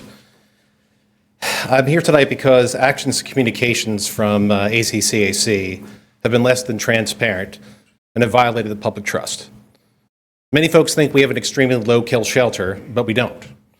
Shelter management uses wordplay to hide the animals killed at the shelter, listing animals that are not seriously ill or injured or behaviorally unadoptable as unadoptable. This includes 6 or 7 week-old kittens, dogs with easily treatable skin damage, cats with ringworm, animals with colds, animals that are friendly but scared or stressed in the shelter setting, and mom cats nursing their kittens. The shelter only reports adoptable animal deaths. The report in 2018 indicated only 9 or 10 adoptable animals were killed. The real number of animals that were killed was approximately 294. The status of unadoptable is based on self-reporting and not veterinary analysis. It hides the deaths and robs the public of that knowledge, and this is fundamentally dishonest. The public needs to know how serious the problem of overpopulation is. The shelter and county management keep misrepresenting the facts. On multiple occasions, they have asserted that they had 2 confirmed cases of pan-Luc at the shelter when they had contrary lab results in hand. The newest press release lists programs purportedly started in the last year, but many of the improvements listed have either not been adopted by the shelter, were made more than 2 years ago, or have been mismanaged. The press release states that staff used their best judgment with the information that they had at the time to prevent the events from escalating. That's a quote. The staff didn't make the decision. The shelter management did. There was no consultation with a vet before killing the cats. There was no assessment of cats already immunized against the disease, and no competent use of the medical isolation resources provided by the 2011 SPLOST funding. The shelter withholds information from rescue and foster partners. Shelter management did not inform rescues when they stopped combo testing on cats in intake. As a foster of a kitten, I've been lied to and misinformed by the shelter. The GDA shut the shelter down in 2018. The county didn't even bother to issue a press release. It has come to my attention that the shelter has started a 2-week quarantine for the dog shelter today. There's no press release. The pattern of deception erodes the credibility of the county, and it's spreading information. Is spreading misinformation from a county department acceptable? Is this what the public can expect in the wake of issues at other departments? Is my drinking water safe? Are we taking care of public housing? I don't know, because I don't believe the county. It's time to tell the truth. Shelter management made a series of mistakes that were compounded by a lack of urgency in addressing staffing and policy issues. And it's time for the county to demonstrate accountability, clean up its mess, and be transparent about the process. Thank you. Thank you, Mr. Tanner.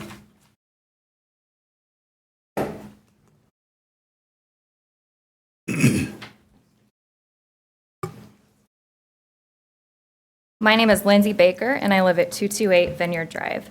The issues at Animal Control this year are really concerning. particularly because this all sounds an awful lot like last summer. I was a full-time caretaker at Athens-Clarke County Animal Control, and by the time I left last summer, open caretaker positions remained unfilled, meaning there were less than half the caretaker hours, for which the county had already budgeted, needed to keep the shelter running during the peak of what's known as kitten season, when the number of impounded cats goes from about 40 a month to about 140 a month within a couple weeks. So it is critical that the shelter be fully staffed heading into kitten and puppy season. Last year, there were open caretaker positions prior to the start of kitten season. These positions remained unfilled, and when asked about it, management stated they hadn't gotten around to performing the necessary reference and background checks for several weeks. By the time they did, applicants had taken other jobs. So then the hiring process just started all over again. This led to a lack of vaccinating impounded animals, difficulty in cleaning properly, and the inability to appropriately and humanely care for the shelter's animals, which is frustrating to the sorts of people who choose to work with animals for a living. There were simply not enough hours in the day for 2 or 3 caretakers to be doing the work of what really should be 7 or 8. There are a few things more depressing and soul-crushing than waking up to go to a job where finding a dead cat or kitten was the norm. You feel like you're responsible for their deaths, and that's a heavy burden to bear. It's easy to get burned out. Caretakers and officers began to leave, which only made things worse. I tried to get help. I met with county management and shared my concerns, as did many of the people speaking out tonight. I left the position earlier than anticipated due to personal medical issues that were compounded by the stress of the shelter and realizing things weren't going to change. I had assumed and hoped management learned from the tragedies of last summer that things would be better this year. That's not the case. The shelter went into kitten season without having filled 1 part-time caretaker position and 2 full-time caretakers left in May, and had not yet been replaced last I knew. Research shows that vaccinating within 1 hour of entering the shelter produces the best immune response. Per the shelter's own records, approximately 2/3 of the killed cats and kittens from the recent mass culling had not been vaccinated at all, with many having been in the shelter for weeks or months. This was a direct result of having more than half the caretaker positions left unfilled. Management has so far refused to commit to having safeguards in place so that this doesn't happen again, to commit to filling positions in a timely manner, to have continuously open applications in peak kitten and puppy season so positions can be filled more quickly, to using temporary and or seasonal workers, and to automatically letting existing employees work more hours as appropriate. It's frustrating to see everything from last year happening again, unfolding in such a similar way, because this could have been prevented. This is not just a money issue. Caretakers at other area shelters are paid nearly half as much, and they don't have this turnover rate. We need better management and shelter staff retention. Our animals deserve it, and our citizens deserve it. Thank you, Ms. Baker. Good evening. I'm Janet Martin. I'm a veterinarian, and I'm the medical director at Athens Area Humane Society, which is also an animal shelter in Athens.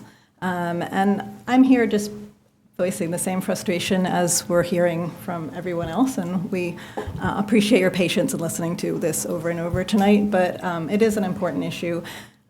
Humane animal care is a basic thing that all our communities need to participate in. It reflects on how we treat each other as well, and that's a scientific fact. How we treat our animals reflects on how we treat people, and we have a lot of people in this community that need our care, and our animals also. And we're not doing a very good job at Athens-Clarke County Animal Control. And that has been seen tonight with all the information you have.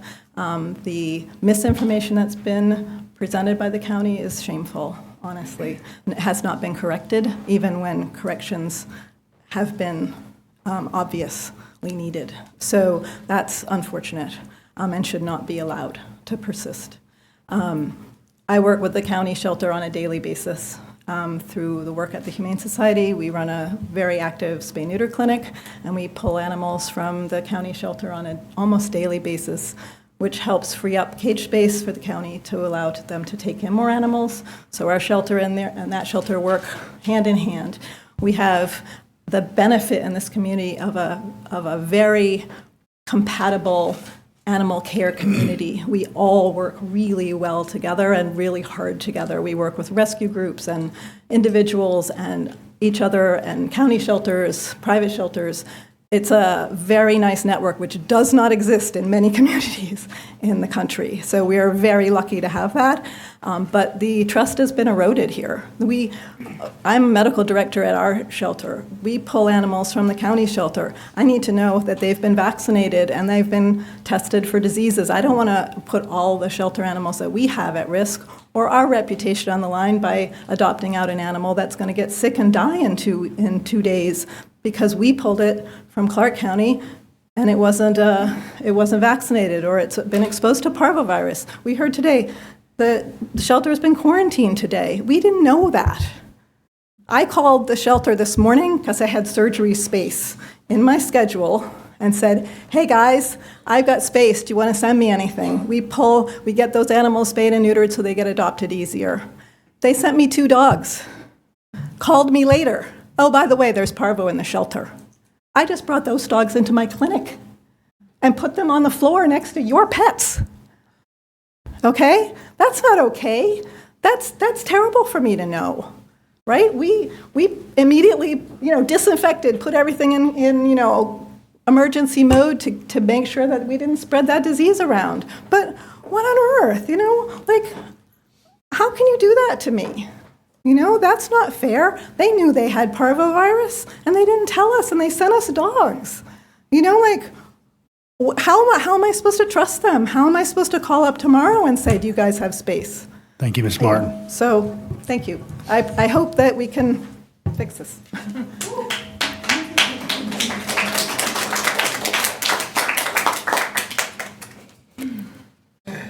Hi, I'm Allison Hester. I live at 200 Greenwood Lane. I actually started volunteering at Athens-Clarke County Animal Control back in the year 2000. I saw a need after stepping over many dead dogs, and there was a 70% euthanasia rate at that time. So I saw a need. I proved myself for 6 months, and then finally the shelter allowed me to start the website athenspets.net. I am now on the board of directors for Athens Pets, and my main job there is to oversee dog volunteers. Volunteer morale is extremely low due to the repeated issues with management, changing vaccination protocols without telling anyone, dogs being exposed to dangerous chemicals in their runs, and the shelter staff has been made aware and chooses not to change things. The constant variability of the foster program terms without any clear communication, and so many unnecessary cat killings are all really frustrating and means a lot of my volunteers are burning out. At this point, we're having more difficulty in finding volunteers to do the basic things that we've always done as Athens Pets. Website photos and stories to get their profiles out to the public, animal advocates to do the same job via social media, and so on. And it's because volunteers have felt pressured to shift these volunteer activities to things like cleaning the shelter that the county provides funds for employees to do. And some of the formerly most motivated volunteers simply don't want to go to the shelter anymore and find out what the next bad thing is that's going to happen or that has happened, or to see their friends and the staff feeling really unhappy. The website and all promotional activities for the dogs and cats at the shelter are volunteer-driven and have been for 19 years. If we can't keep our volunteers, Athens-Clarke County is going to be in even more trouble than it is right now. Thank y'all so much. Thank you, Ms. Hester.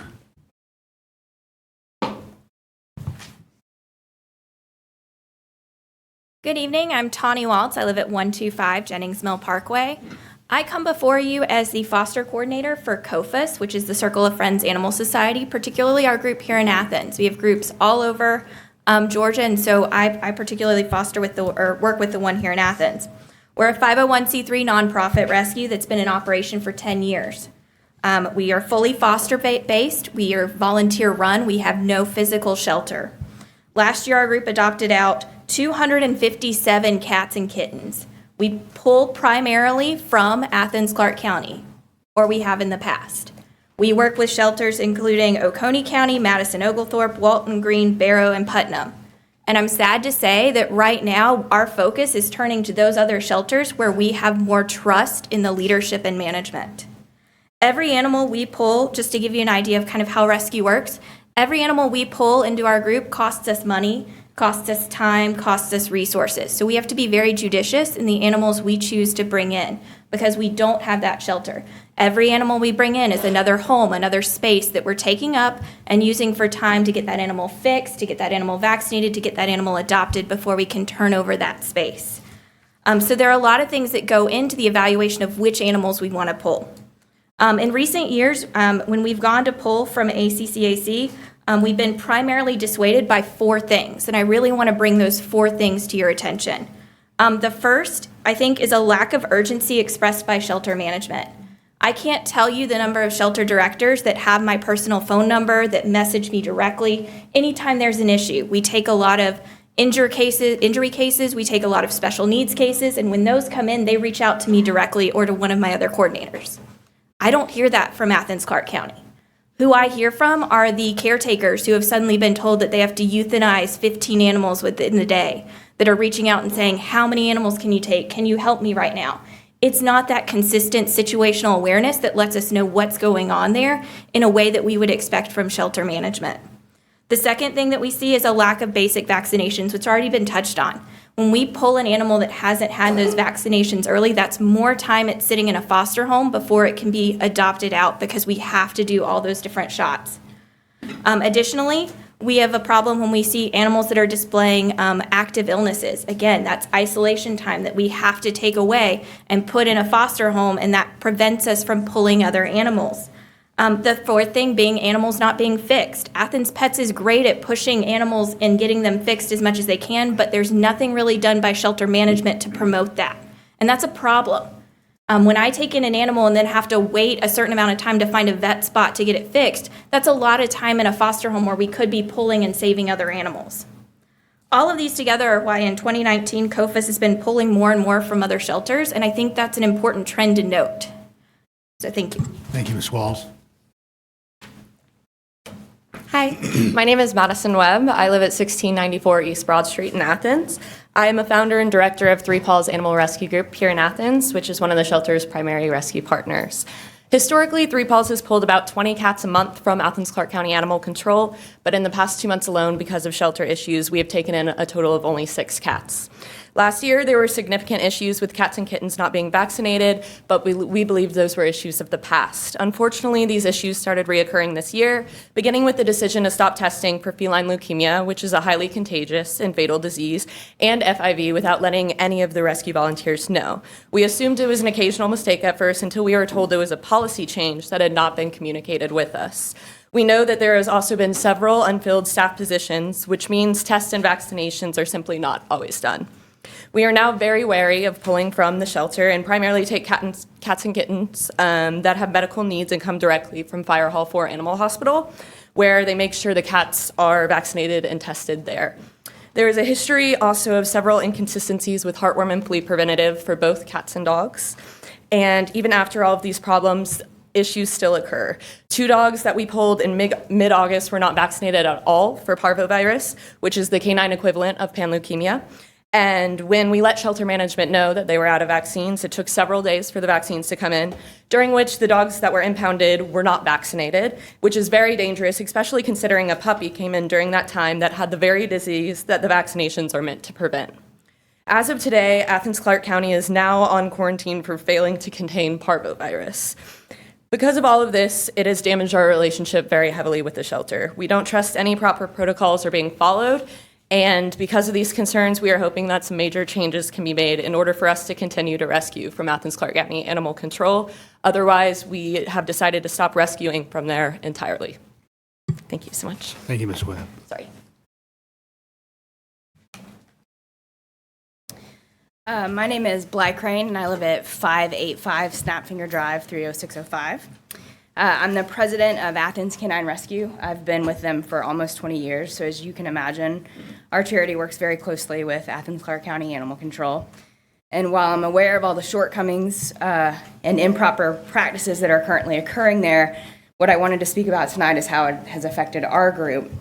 I just want to touch on a few things. Several dogs that we've rescued have had infected surgery incisions that require additional veterinary care while they're with us. We've also spent hundreds, if not thousands of dollars treating undiagnosable intestinal disorders, which were later linked back to improper procedures while cleaning the kennels, as was the infected surgery incisions. Vaccination and health records have been misplaced. We have to reorder rabies and microchip tags on the regular. Many things, but some small, some large, but they take up valuable time and money from our nonprofit that we could be using to help other animals. Our volunteers have been asked to hold dogs during blood tests, as there's not enough staff to support that on site. Our volunteers are often kept waiting while trying to evaluate the dogs, and there's not enough staff to oversee those activities as well. We've even been turned away and told to come back some other time because of lack of staffing.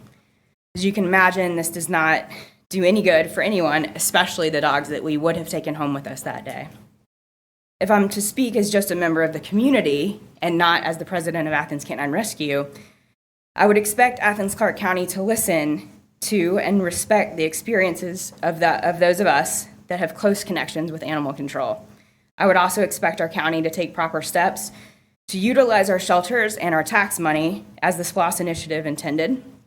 I would expect our county to do what it takes to make our shelter practices and standards of care reach the level that the animals in their care and the members of our community deserve.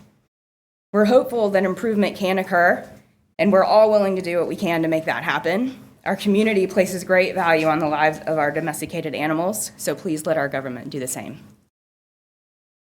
Thank you, Ms. Crane.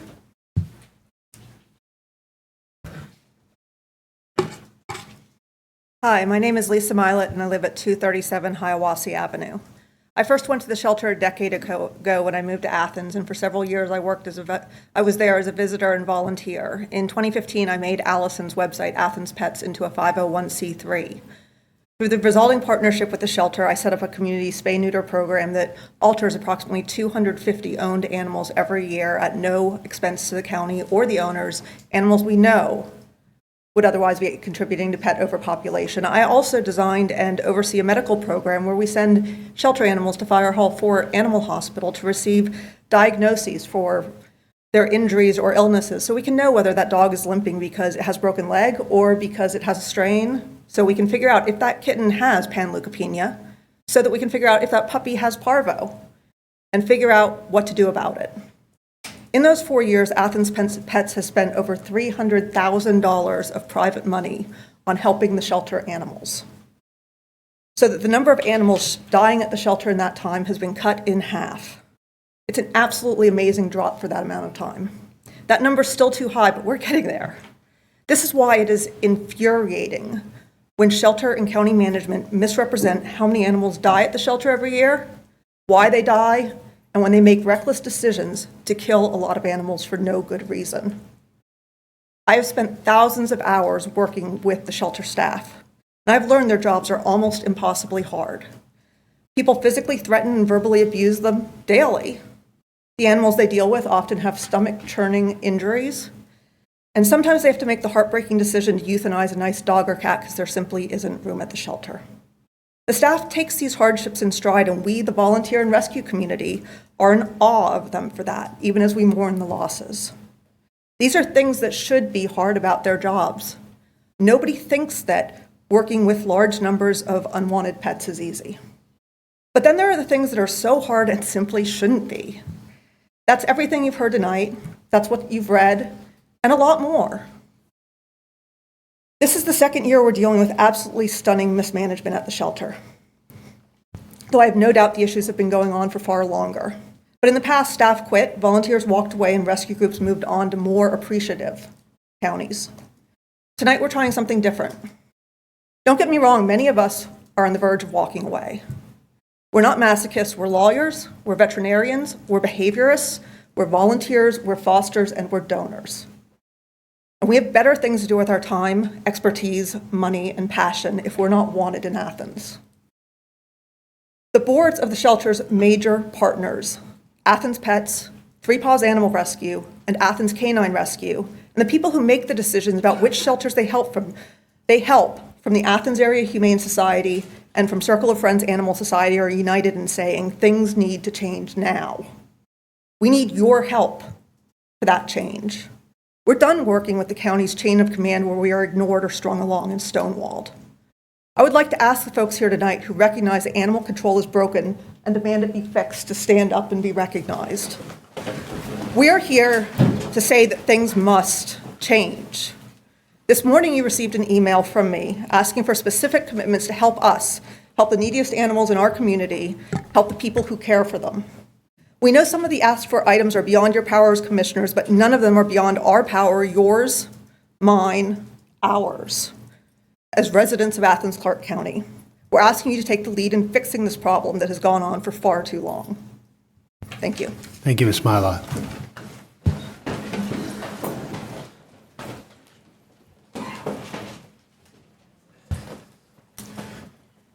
Good evening, everybody. My name is Sam Raffel. I live at 230 Spalding Circle. Thank you for being here tonight.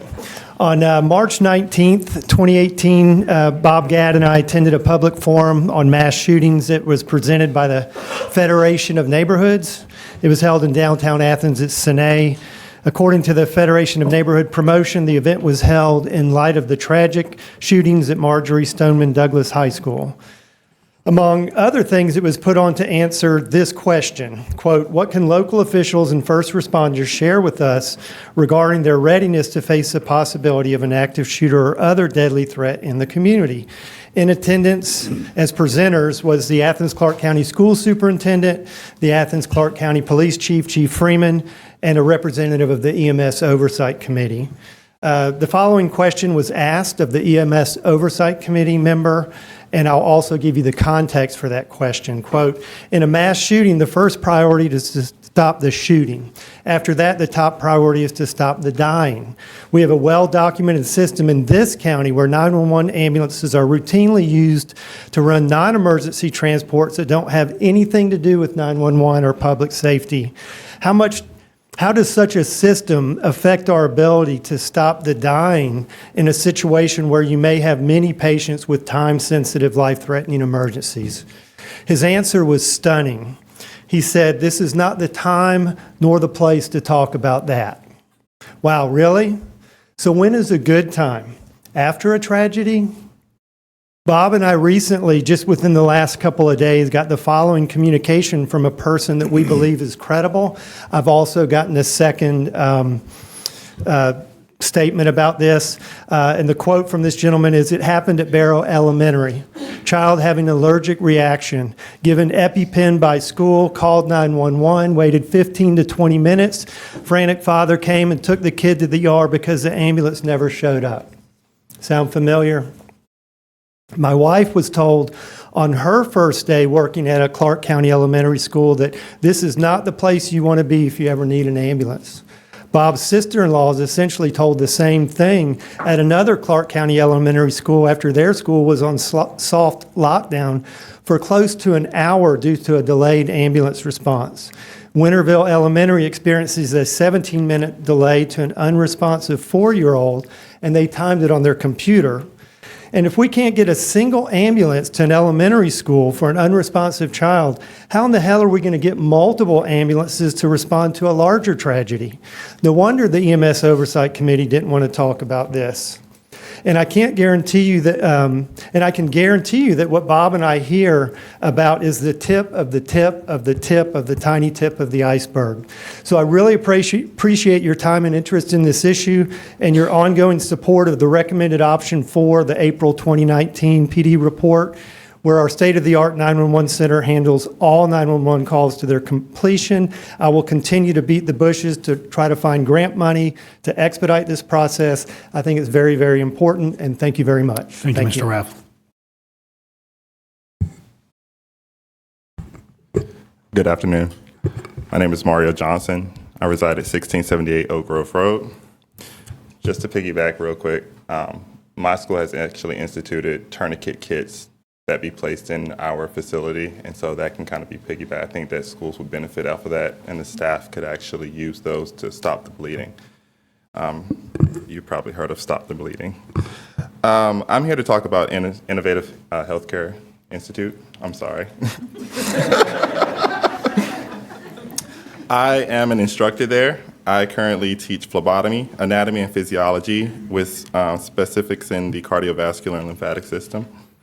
After graduating undergrad with a bachelor's in science and molecular biology, I was kind of lost and didn't know what I wanted to do afterward. I thought I wanted to go to PA school, and Dr. Dunstan, my pediatrician, is actually here. And with her guidance, she introduced me to Dr. Shanice Allen.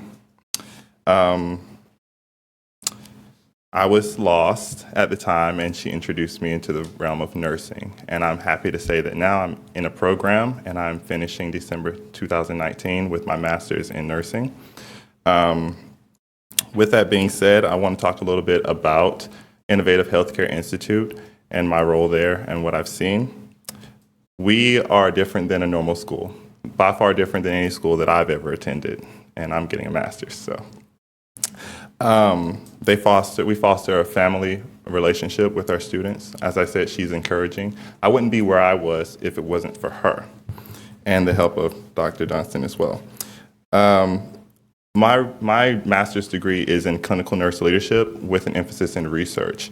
And so going forward, talking about why we need funding for this school, there's a huge healthcare disparity, especially in the healthcare field, especially with nurses. We train CNAs, patient care techs, things like that.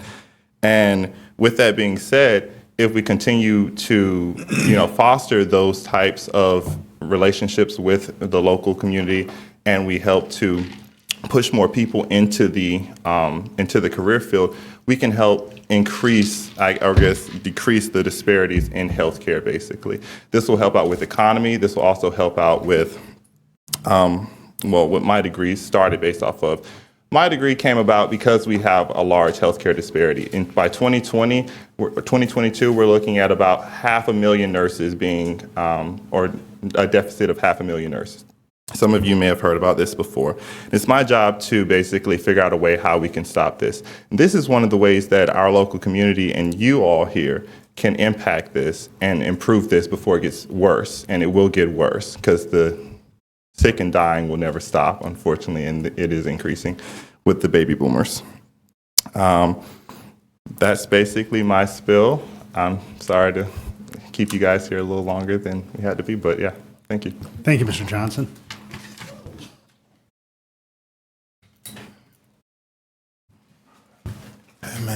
Yes, my name is Dennis Holmes, and I reside at 1965 Winterville Road, Lot 2.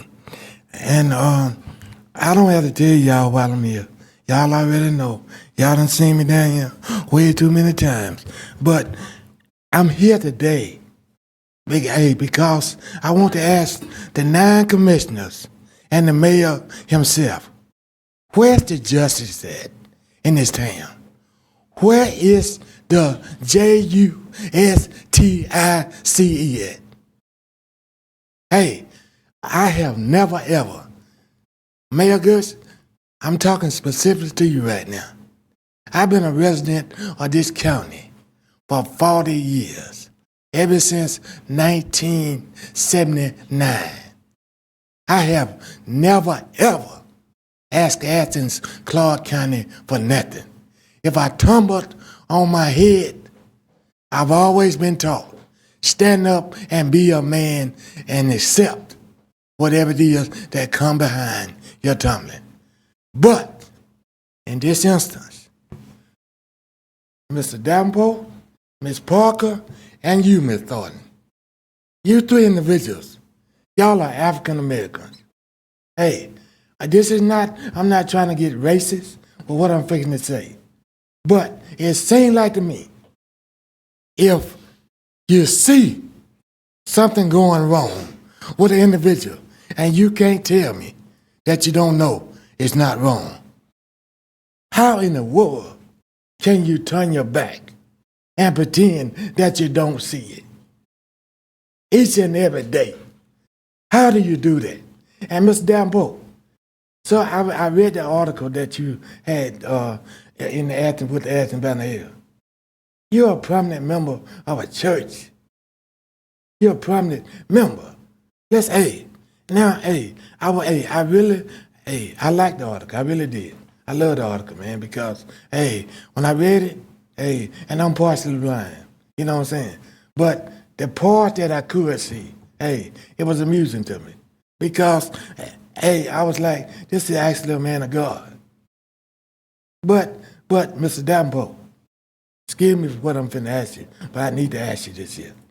How do you go into a church on Sunday knowing that for 6 days, this individual named Dennis Michael Holmes had been dehumanized like none other? I mean, how do you do it? How do each and every last one of y'all do it? Hey, I have called 4 of y'all, left a voicemail, hey, on your voicemail. And it wasn't but one of y'all that even took the time to call back. And that was you, Mr. Davenport, and I appreciate that. Thank you, Mr. Holmes. Hey, I figured it wouldn't be long before you tell me I had to go. I knew that right there. Hey, but listen, I want to tell one of y'all ladies out here. Hey, 40 years ago, Athens-Clarke County was one of the most beautiful places in all of the world you could ever think of staying. I don't know what it done come to now. Thank you.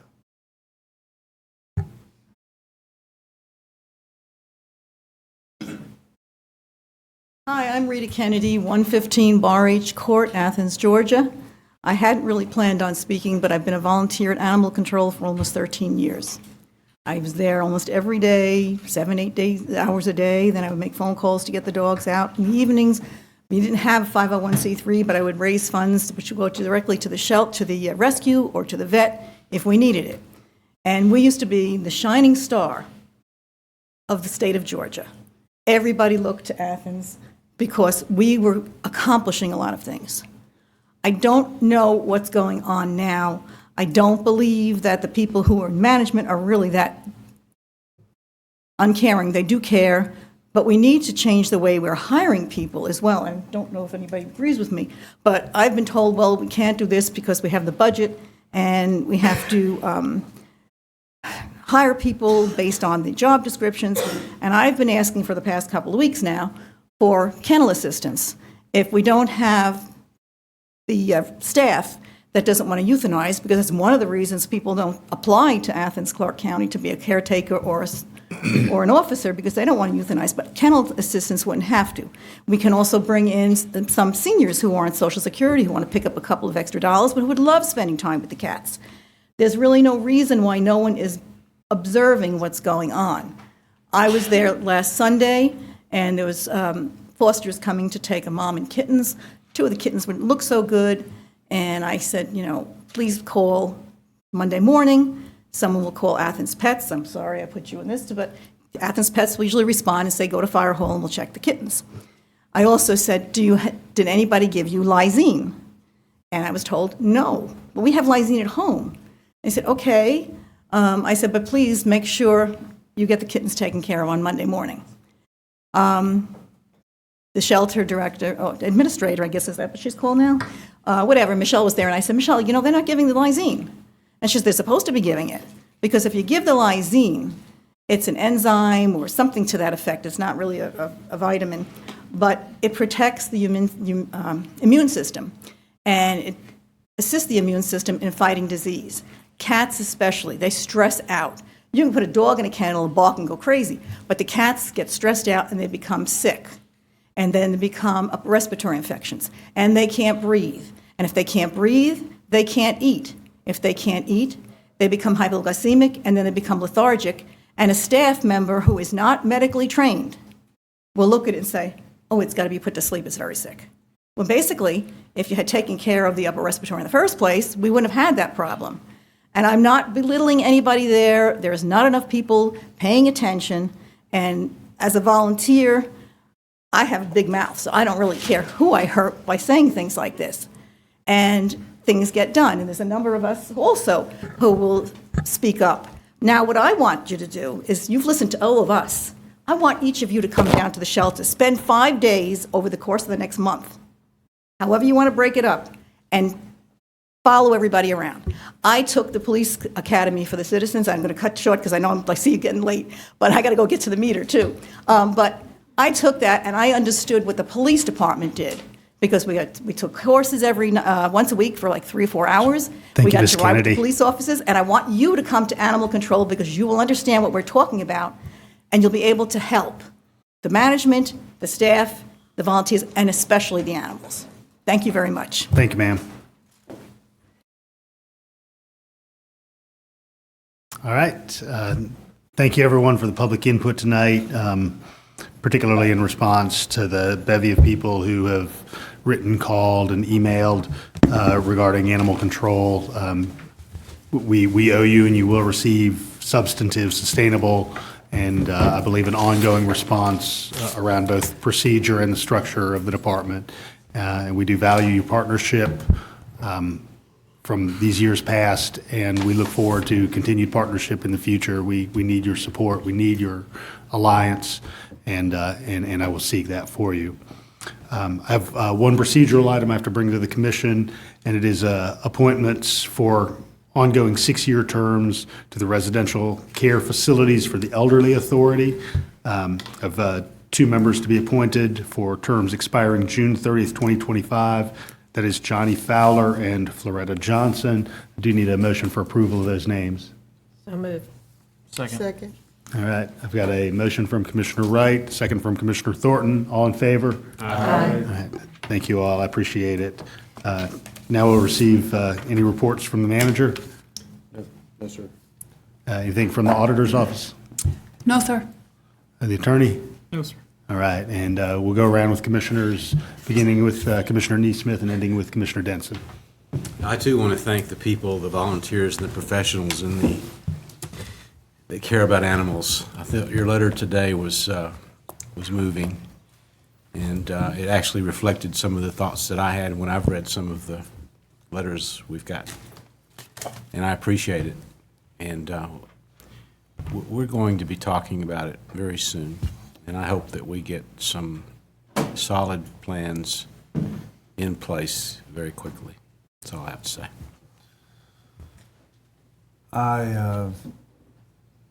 I am deeply troubled by the reports I'm receiving throughout the community about the animal control shelter in this community, and look forward to asking more questions, learning more, and putting in place some real solutions that I pray will move us down the road towards rebuilding trust with the animal-loving community.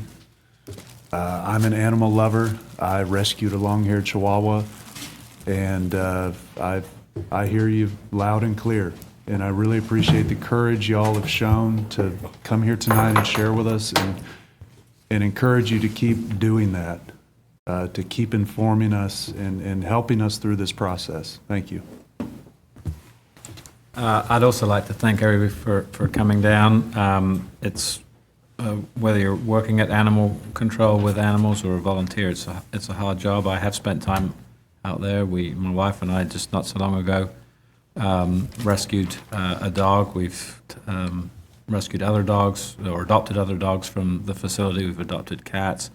I'm like you. I want some answers, and I would like a full and complete set of answers from the manager about how we're going to fix this problem. I wrote my notes down because I wanted to make sure I didn't go back and say, oops, I need to say something. I have an attachment. My son actually was a volunteer at the animal shelter when he was in school. He's now a veterinarian in Vegas. And when I got the emails, I called him to say, you know, what is this about? And he said I needed some more information. He said in some cases it may have been necessary, so I kind of, okay. But the information that I got after he recommended me getting is totally, totally different from what I'm hearing tonight. And it's very disturbing for me.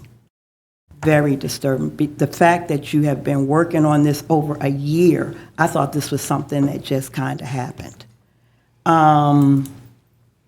I wrote notes. Let me follow my notes here.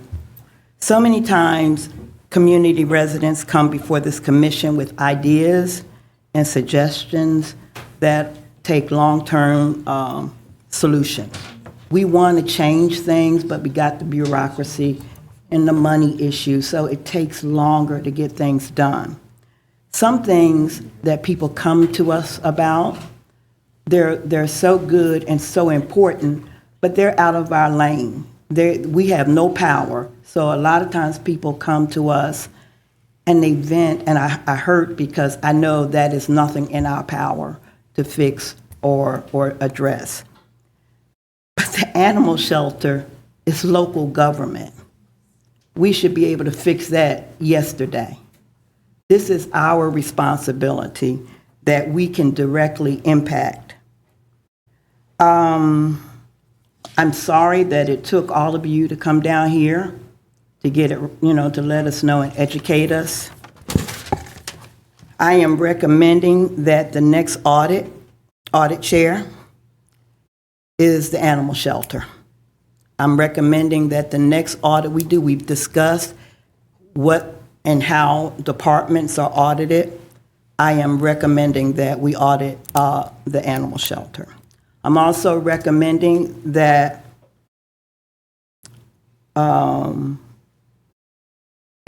community committee is created and working with management to come up with resolutions and solutions.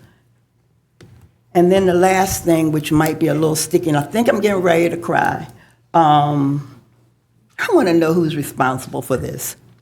It's not fair that people who go to work every day and try to do a good job get crapped on like this. It's not right when volunteers give their time and their money and somebody up high is making decisions. So we need to figure out who's responsible for it, and we need to deal with it. We can't do this backroom dealing no more when folk are suffering in our community. Again, I want to thank everybody that spoke tonight. I think everybody had a good point they were trying to make, and we need to try to hear and work with everybody the best way we can. Some of those things may take a long time. They may take a little longer, innovative. We got to sit down and figure it. But the animal shelter something is in our purview. We could fix this yesterday. I do not want to get another email or call from nobody else about this without an honest resolution. That's all I have to say.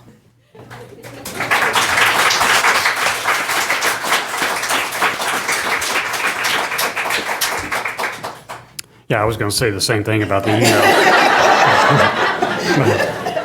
But I'm also going to say this is embarrassing when we have citizens get up and talk about the credibility of this government, when we have citizens get up and talk about not being able to take care of four-legged creatures, kind of shines a light on how we're taking care of two-legged people.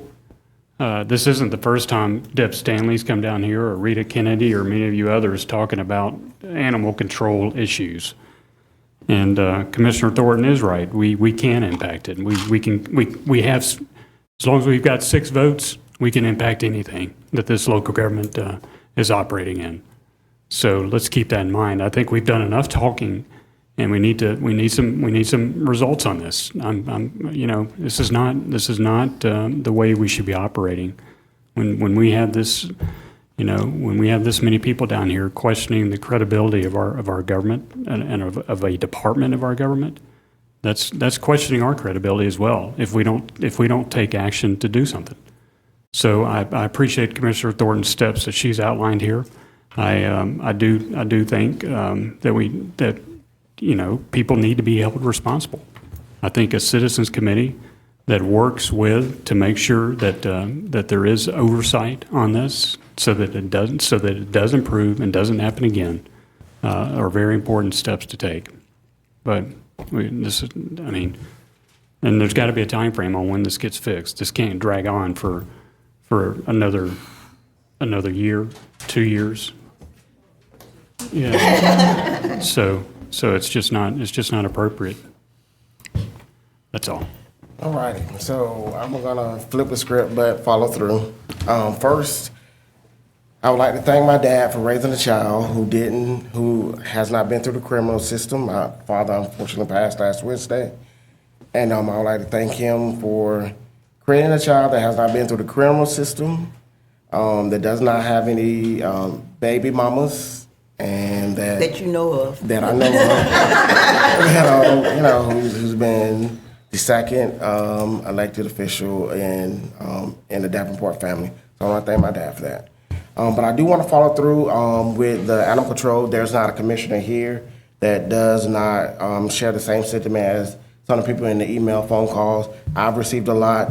I would like to go a little further, get the Office of the Manager as well as HR to review our hiring procedures, practices, protocols, and procedures. And I'm just asking all of our alliances to not walk away. All of my animals have been hired through the animal control, and my dog, this has been a bad year. My dog of 15 years passed away 2 months ago. And I was looking for a cat, but I heard about the parvo, so I was like, so I put that on hold. But I think there's not a commissioner here who's not taking the situation seriously. We've been having a lot of emails and conversations. But I agree with Commissioner Thornton that we do need the audit committee to review the practices and procedures that's taking place in animal control. But definitely, we really need to review our hiring practices and make sure we're getting the best qualified and we're fulfilling the mission of what our animal control is supposed to do. I'm gonna do my PSAs. I was in my PSAs. September 13th, Dodd and the councilman will be performing at the Fox Theater. September 15th, the roundabout at Whitehall and South Millage. We'll be doing a dedication ceremony at 3:30. September 5th, for the bikers and the walkers, the East Campus connector will be opened, would be dedicated, and September 28th at Sandy Creek Park, we have the Balloon Festival. So please, citizens, you want to participate in your local government and be communal, please attend those events, and thank y'all. All right. Well, I echo the commitments of my fellow commissioners that we have within our control of the ability to do something about the situation that's been brought to our attention. And I have full faith in my fellow commissioners that will act swiftly on these matters.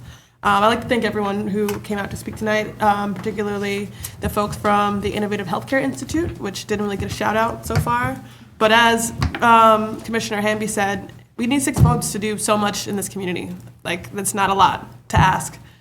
We have within our power immense amount of resources, both social and actual capital.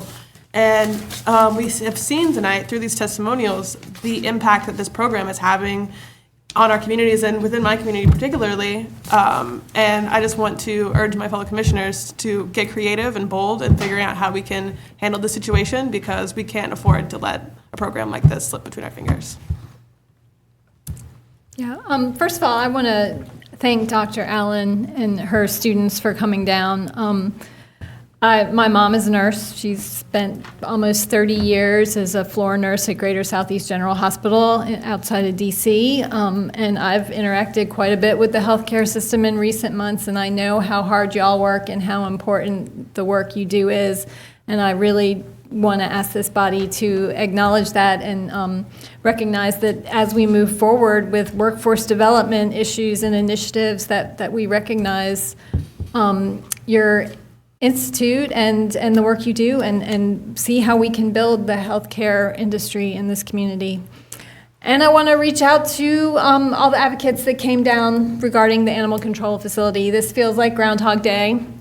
Just over a year ago, I sat down with a handful of y'all and heard about the deplorable conditions at the animal shelter and learned how it was shut down by the State Department of Agriculture. And from what I understand, Georgia does not even have the highest standards for these things. So for us to be shut down was pretty appalling. And I was under the impression, we went through a whole bunch of rigmarole and were presented with some recommendations and some assurances that things would change.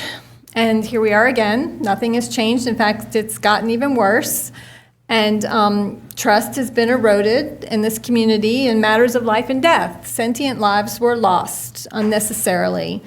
I think just about everybody behind this rail has pets in their family. I have 2 cats and 2 dogs, and I don't have any children. My pets are my children, and I understand how important these fellow creatures are to so many of us. And for those of you who put your hearts out there to work with them and to save them, I commend you, and I feel for you.